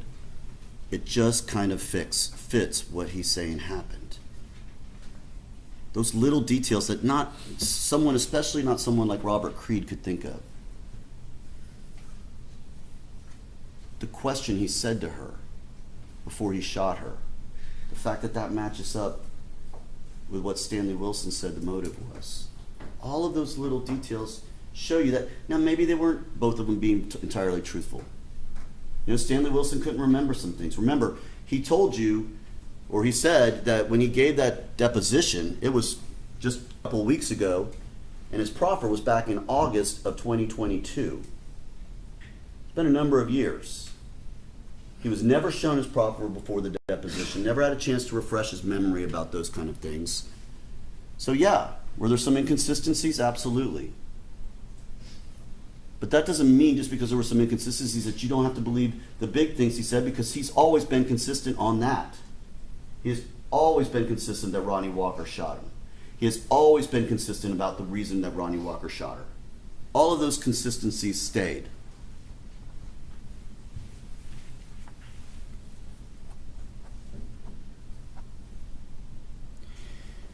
The article that Ms. Dunker referred to, saying he was just like the article, I pointed out all the different things he said that were never in that article.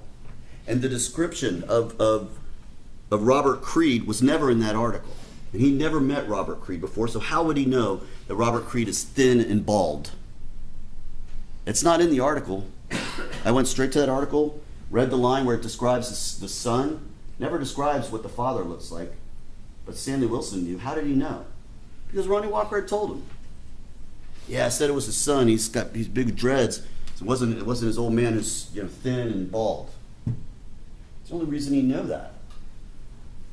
Little details like that, ladies and gentlemen, that show you, even if you've been a convicted felon, and every single one of you agreed that you would listen to a person, even if they've been convicted of felonies, and judge them based on how they testify, how it corresponds with the case. And I think if you look at it, those little details all match up.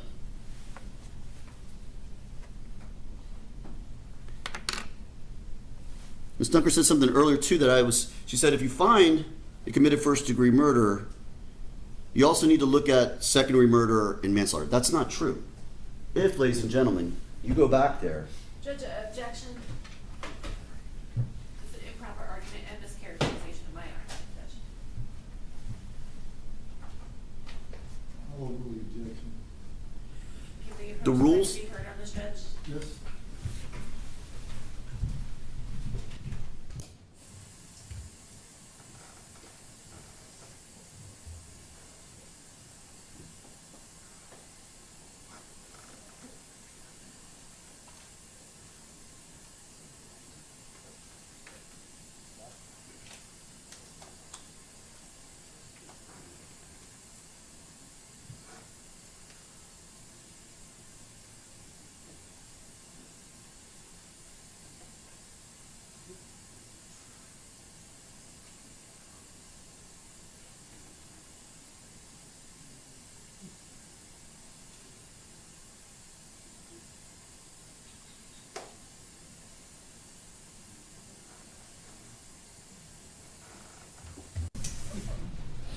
Ladies and gentlemen, again, what the attorneys say is not evidence. This is an argument, and you're to rely on your own memories of what each attorney and each witness said during the course of the trial. So what the verdict says, when it gets to the part about reading the verdict, it says if you return a verdict, it should be for the highest offense which has been proven beyond a reasonable doubt. Okay, for the highest offense. Is Ronny Walker guilty of manslaughter? Yes. Is he guilty of second-degree murder? Yes. But he's also guilty of first-degree premeditated murder. Premeditated. Listen to those shots. One of those videos we put in, you can hear the shots. Listen to that first shot. Listen to the pause. That first shot was to her back. She gets out of the car, just like Robert Creed says, and then the next 5 shots are after a delay. So you have one shot, delay. And then you'll hear bang, bang, bang, bang, 4 shots quickly in a row, delay. And then bang, one final shot. Premeditation.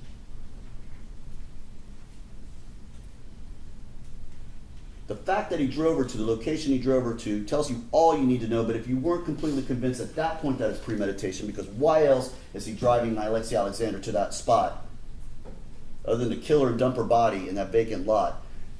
If that doesn't convince you alone, those shots, in the order of those shots, no question at that point.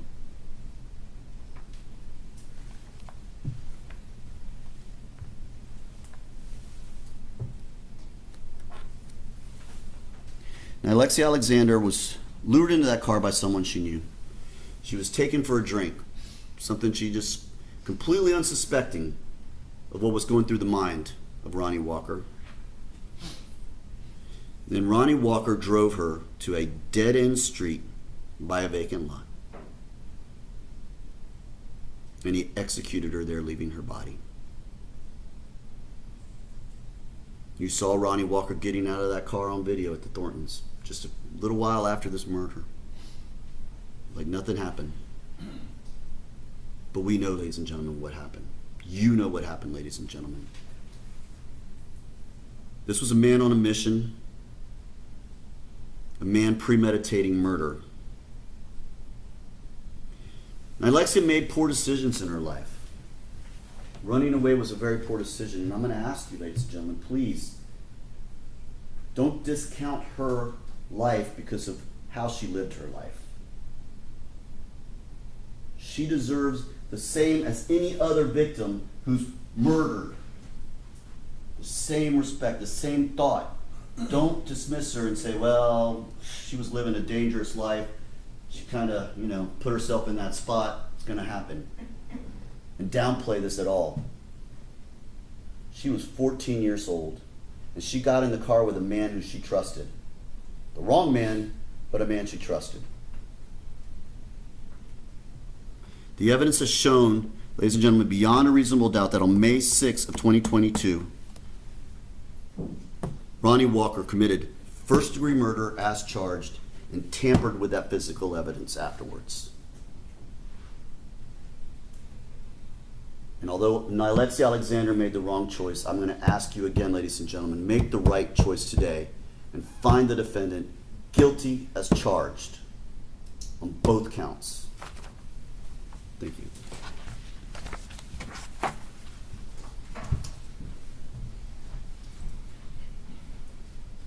Hi, members of the jury. I want to thank you for your attention during this trial. Please pay attention to the instructions I'm about to give you.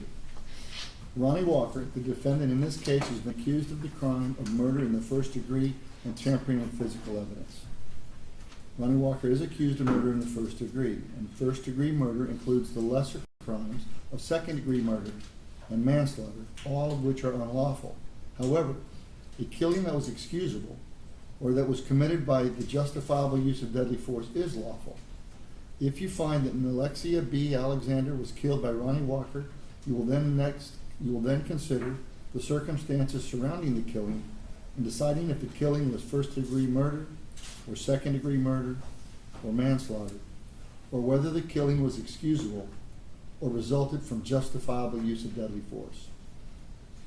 The killing of a human being is justifiable homicide and lawful if necessarily done while resisting an attempt to murder or commit a felony upon the defendant, or to commit a felony in any dwelling house in which the defendant was at the time of the killing. The killing of a human being is excusable and therefore lawful under any one of the following three circumstances. 1, when the killing is committed by accident and misfortune in doing any lawful act by lawful means with usual ordinary caution and without any unlawful intent, or when the killing occurs by accident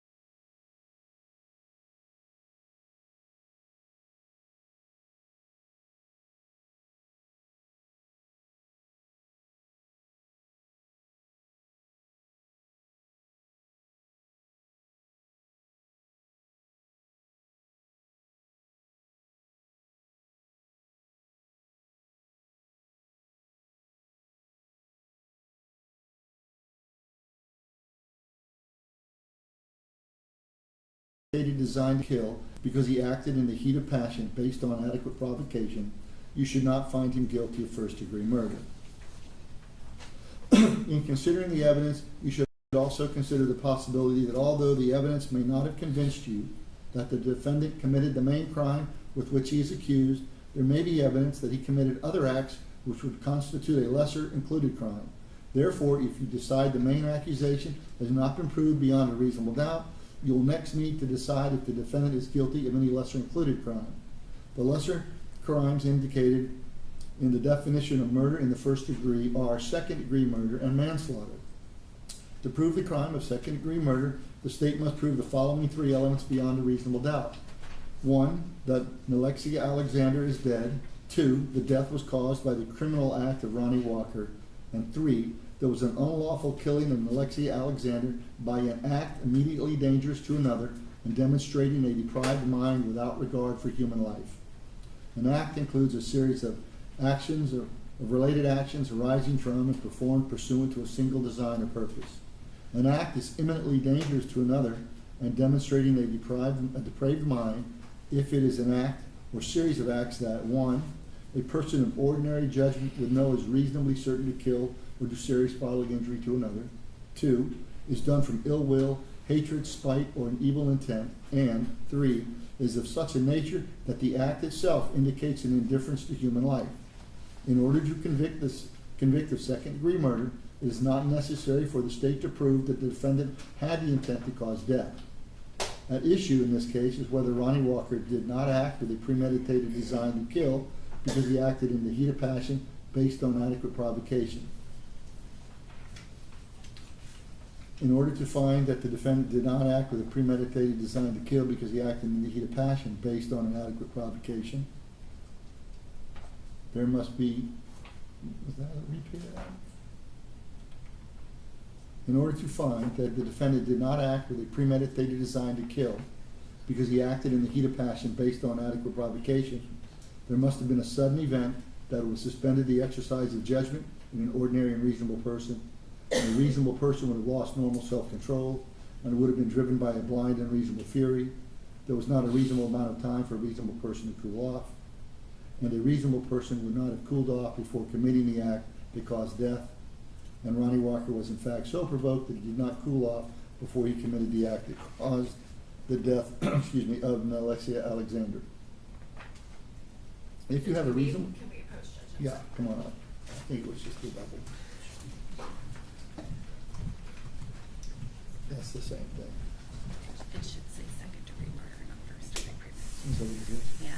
So, Sorry. Yeah, it should say second-degree murder. Yeah. I got it. Yeah, if you just wanna read second-degree murder I'll instead. start that over.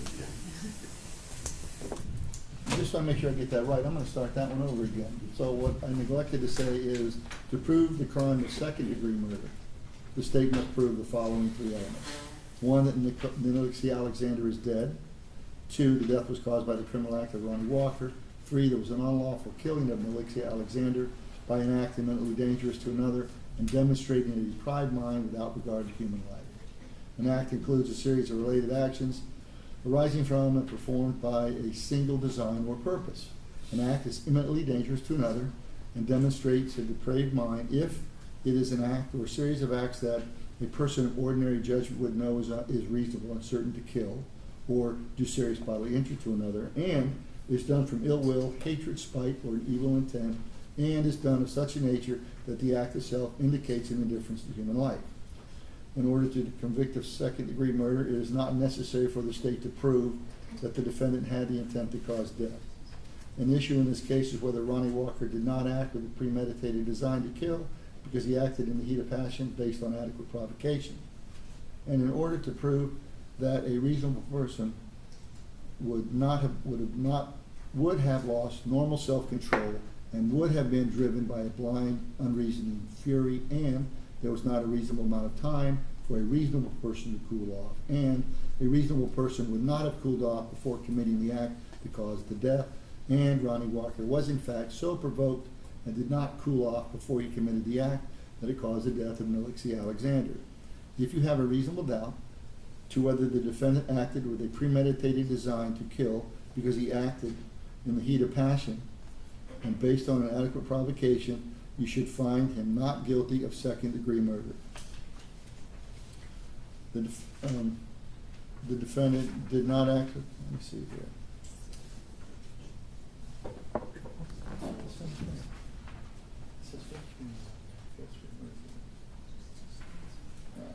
It's a repeat page.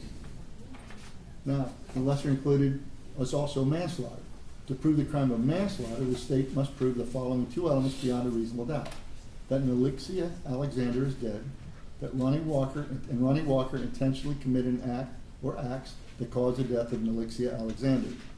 Every person has the duty to act reasonably towards others. If there's a violation of that duty without any conscious intent to harm, that violation is negligence. The defendant cannot be guilty of manslaughter by committing a merely negligent act, or if the killing was either justifiable or excusable homicide, as I have previously instructed you. In order to convict of manslaughter by act, it is not necessary for the state to prove that the defendant had an intent to cause death, only an intent to commit an act that was not merely negligent, justified, or excusable, and which caused death. Tampering with physical evidence. To prove the crime of tampering with physical evidence, the state must prove the following two elements beyond a reasonable doubt. Ronny Walker knew that a criminal trial, proceeding, or investigation by a duly constituted prosecuting authority, law enforcement agency, grand jury, or legislative committee was pending or is about to be instituted. And two, Ronny Walker destroyed, concealed, or removed any record, document, or other item with the purpose to impair its availability in such proceeding or investigation. If you find the defendant guilty of tampering with physical evidence, you must further determine whether the state has proven beyond a reasonable doubt that the tampering related to a criminal trial, proceeding, or investigation related to a capital felony. The court instructs you that murder in the first degree is a capital felony. If you find that Ronny Walker committed first-degree murder, second-degree murder, or manslaughter, and you also find beyond a reasonable doubt that during the commission of the crime he personally carried, displayed, used, threatened to use, or attempted to use a firearm, a firearm is defined as follows. A firearm is a weapon which is designed to or may readily be converted to expel a projectile by the action of an explosive. A weapon is defined as any object readily capable of inflicting harm if used in the ordinary manner contemplated by its design and construction, or any other object that was used or threatened to be used or attempted to be used or intended to be used to inflict bodily harm. If you find that Ronny Walker committed first-degree murder, second-degree murder, or manslaughter, but you are not convinced beyond a reasonable doubt that he personally carried, displayed, used, threatened to use, or attempted to use a firearm, then you should find him guilty only of first-degree murder, second-degree murder, or manslaughter. If you find that Ronny Walker committed first-degree murder or second-degree murder, you will also be asked to determine whether the state has proven beyond a reasonable doubt that during the commission of the crime he actually possessed a firearm and or discharged the firearm and or the discharge of the firearm caused death. To actually possess a firearm means that the defendant carried a firearm on his person or had a firearm within immediate physical reach with ready access with the intent to use the firearm during the commission of the crime. The principal theory. If the defendant helped another person or persons commit or attempt to commit a crime, the defendant is a principal and must be treated as if he had done all the things the other person or persons did if the state proves beyond a reasonable doubt, 1, the defendant intended the crime to occur, and 2, the defendant did some act or said something that was intended to and that did incite, cause, encourage, assist, or advise the other person or persons to actually commit or attempt to commit the crime. To be a principal, the defendant does not have to be present when the crime is committed or attempted. For first-degree premeditated murder or second-degree murder or manslaughter, the state must prove the defendant intended the killing of Nilexia Alexander occur. It is not necessary for a principal to know every detail of how the first-degree premeditated murder or second-degree murder or manslaughter will be committed, as long as the principal intended the first-degree premeditated murder or second-degree murder or manslaughter to occur. and did some act or said something that was intended to help and did help the first-degree premeditated murder or second-degree murder or manslaughter to occur. To be found guilty of first-degree premeditated murder or second-degree murder or manslaughter with a firearm as a principal, it is not necessary for the state to prove the defendant knew another participant of the first-degree premeditated murder or second-degree murder or manslaughter would be or was armed. Mere presence or knowledge in flight. Mere presence at the scene of a crime is insufficient to find the defendant guilty of that crime. Likewise, knowledge that a crime was occurring or was about to occur is insufficient to find the defendant guilty of that crime. This remains true even if the defendant fled from the scene of the crime. If you find that the defendant was present when the crime was committed, but you are not convinced beyond a reasonable doubt that the defendant participated in the crime, you must find the defendant not guilty. If you find the defendant was aware that a crime was occurring or was about to occur, but you are not convinced beyond a reasonable doubt that he participated in the crime, then you must find the defendant not guilty. The defendant has entered a plea of not guilty. This means you must presume and or believe the defendant is innocent. The presumption stays with the defendant as to each material allegation in the indictment through each stage of the trial, unless it has been overcome by the evidence to the exclusion of and beyond every reasonable doubt. To overcome the defendant's presumption of innocence, the state has the burden of proving the crime with which the defendant is charged was committed, and the defendant is the person who committed the crime. The defendant is not required to present evidence or prove anything, as I had previously explained to you. Whenever the words reasonable doubt are used, you must consider the following. Proof beyond a reasonable doubt does not mean proof beyond all doubt. A reasonable doubt is not a mere doubt, a possible doubt, speculative, imaginary, or forced doubt. Such a doubt must not influence you to return a verdict of not guilty if you have an abiding conviction of guilt. On the other hand, after carefully considering and comparing and weighing all the evidence, there is not an abiding conviction of guilt, or, if having a conviction, it is one which is not stable, but one which wavers and vacillates, then the charge is not proved beyond every reasonable doubt, and you must find the defendant not guilty because the doubt is reasonable. It is to the evidence introduced in this trial and to it alone that you are to look for that proof. A reasonable doubt as to the guilt of Ronny Walker may arise from the evidence, conflict in the evidence, or lack of evidence. If you have a reasonable doubt, you should find the defendant not guilty. If you have no reasonable doubt, you should find the defendant guilty. It is up to you to decide what evidence is reliable. You should use your common sense in deciding which is the best evidence and which evidence should not be relied upon in considering your verdict. You may find some of the evidence not reliable or less reliable than other evidence. You should consider how the witnesses acted as well as what they said. Some of the things you should consider are: did the witness seem to have an opportunity to see and know the things about which the witness testified? Did the witness seem to have an accurate memory? Was the witness honest and straightforward in answering the attorney's questions? Did the witness have some interest in how the case should be decided? Does the witness's testimony agree with the other testimony and other evidence in the case? Has the witness been offered or received any money, preferred treatment, or other benefit in order to get the witness to testify?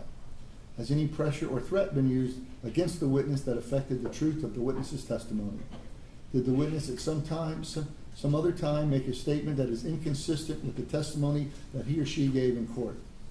Has the witness been convicted of a felony or a misdemeanor involving dishonesty or false statement? Whether the state has met its burden of proof does not depend upon the number of witnesses it has called or upon the number of exhibits it has offered, but instead upon the nature and quality of the evidence presented. The fact that a witness is employed in law enforcement does not mean that his or her testimony deserves more or less consideration than that of any other witnesses. Expert witnesses are like other witnesses with one exception. The law permits an expert witness to give his or her opinion. However, an expert opinion is only reliable when given on a subject about which you believe him or her to be an expert. Like other witnesses, you may believe or disbelieve all or any part of an expert's testimony. You must consider the testimony of some witnesses with more caution than others. For example, a witness who claimed to have helped the defendant commit a crime has been promised A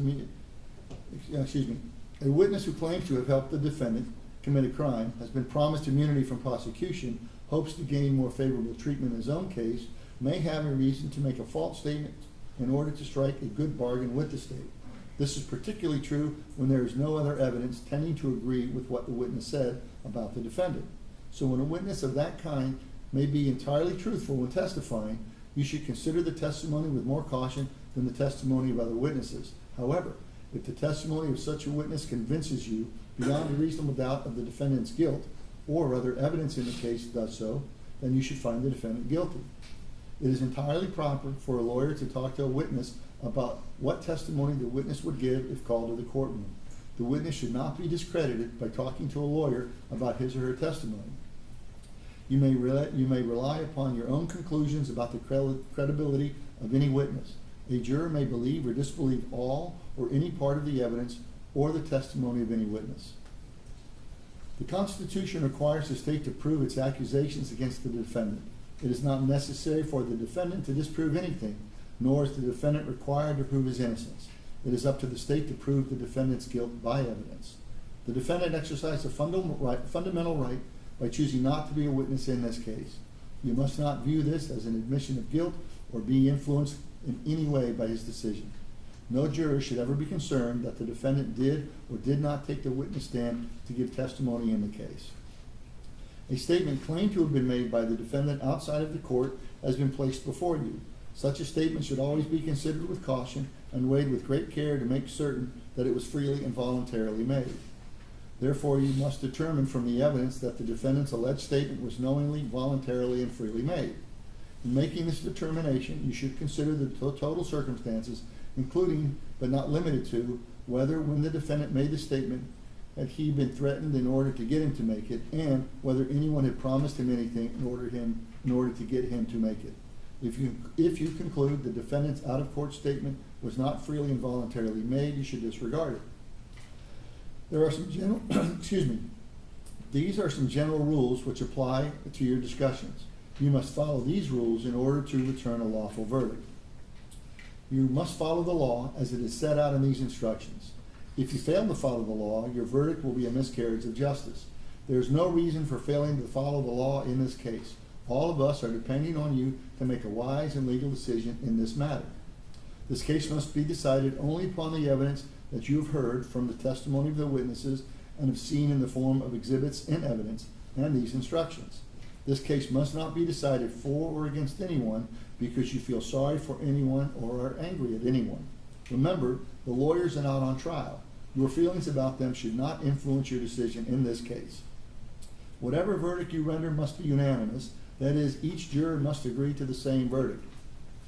Your verdict should not be influenced by feelings of prejudice, bias, or sympathy. Your verdict must be based on the evidence and the law contained in these instructions. Deciding a verdict is exclusively your job. I cannot participate in that decision in any way. Please disregard anything that I may have said or done that made you think that I preferred one verdict over the other. You may find the defendant guilty as charged in the information or not guilty.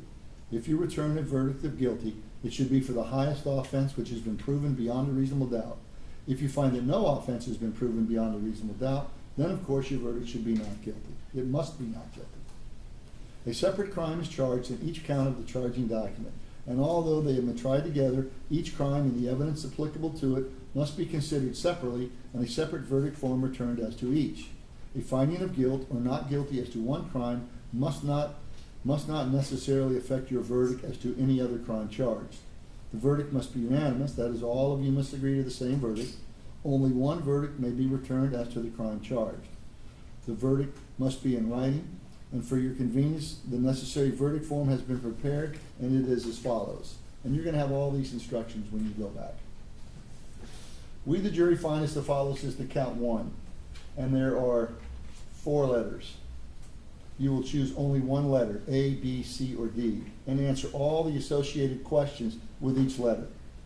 A, the defendant is guilty of murder in the first degree as charged, and 1, did the defendant actually and personally kill Nilexia Alexander? Check yes or no. 2, did the defendant personally carry, display, use, or threaten, or attempt to use a firearm? Yes or no. Did the defendant actually possess a firearm? Yes or no. Did the defendant discharge a firearm? Yes or no. Did the discharge cause the death of the victim? Yes or no. B, the defendant is guilty of murder in the second degree, a lesser included offense. And those same 5 interrogatories. Did the defendant actually and personally kill Nilexia Alexander? Yes or no? Did the defendant personally carry, display, use, threaten, or attempt to use a firearm? Yes or no? Did the defendant actually possess a firearm? Yes or no? Did the defendant discharge a firearm? Yes or no? Did the discharge cause the death of the victim? Yes or no? C, the defendant is guilty of manslaughter, a lesser included offense. There are 2 interrogatories with this choice. 1, did the defendant actually and personally kill Nilexia Alexander? Yes or no? 2, did the defendant personally carry, use, display, attempt to use, or threaten to use a firearm? Yes or no? And the final choice, D, the defendant is not guilty.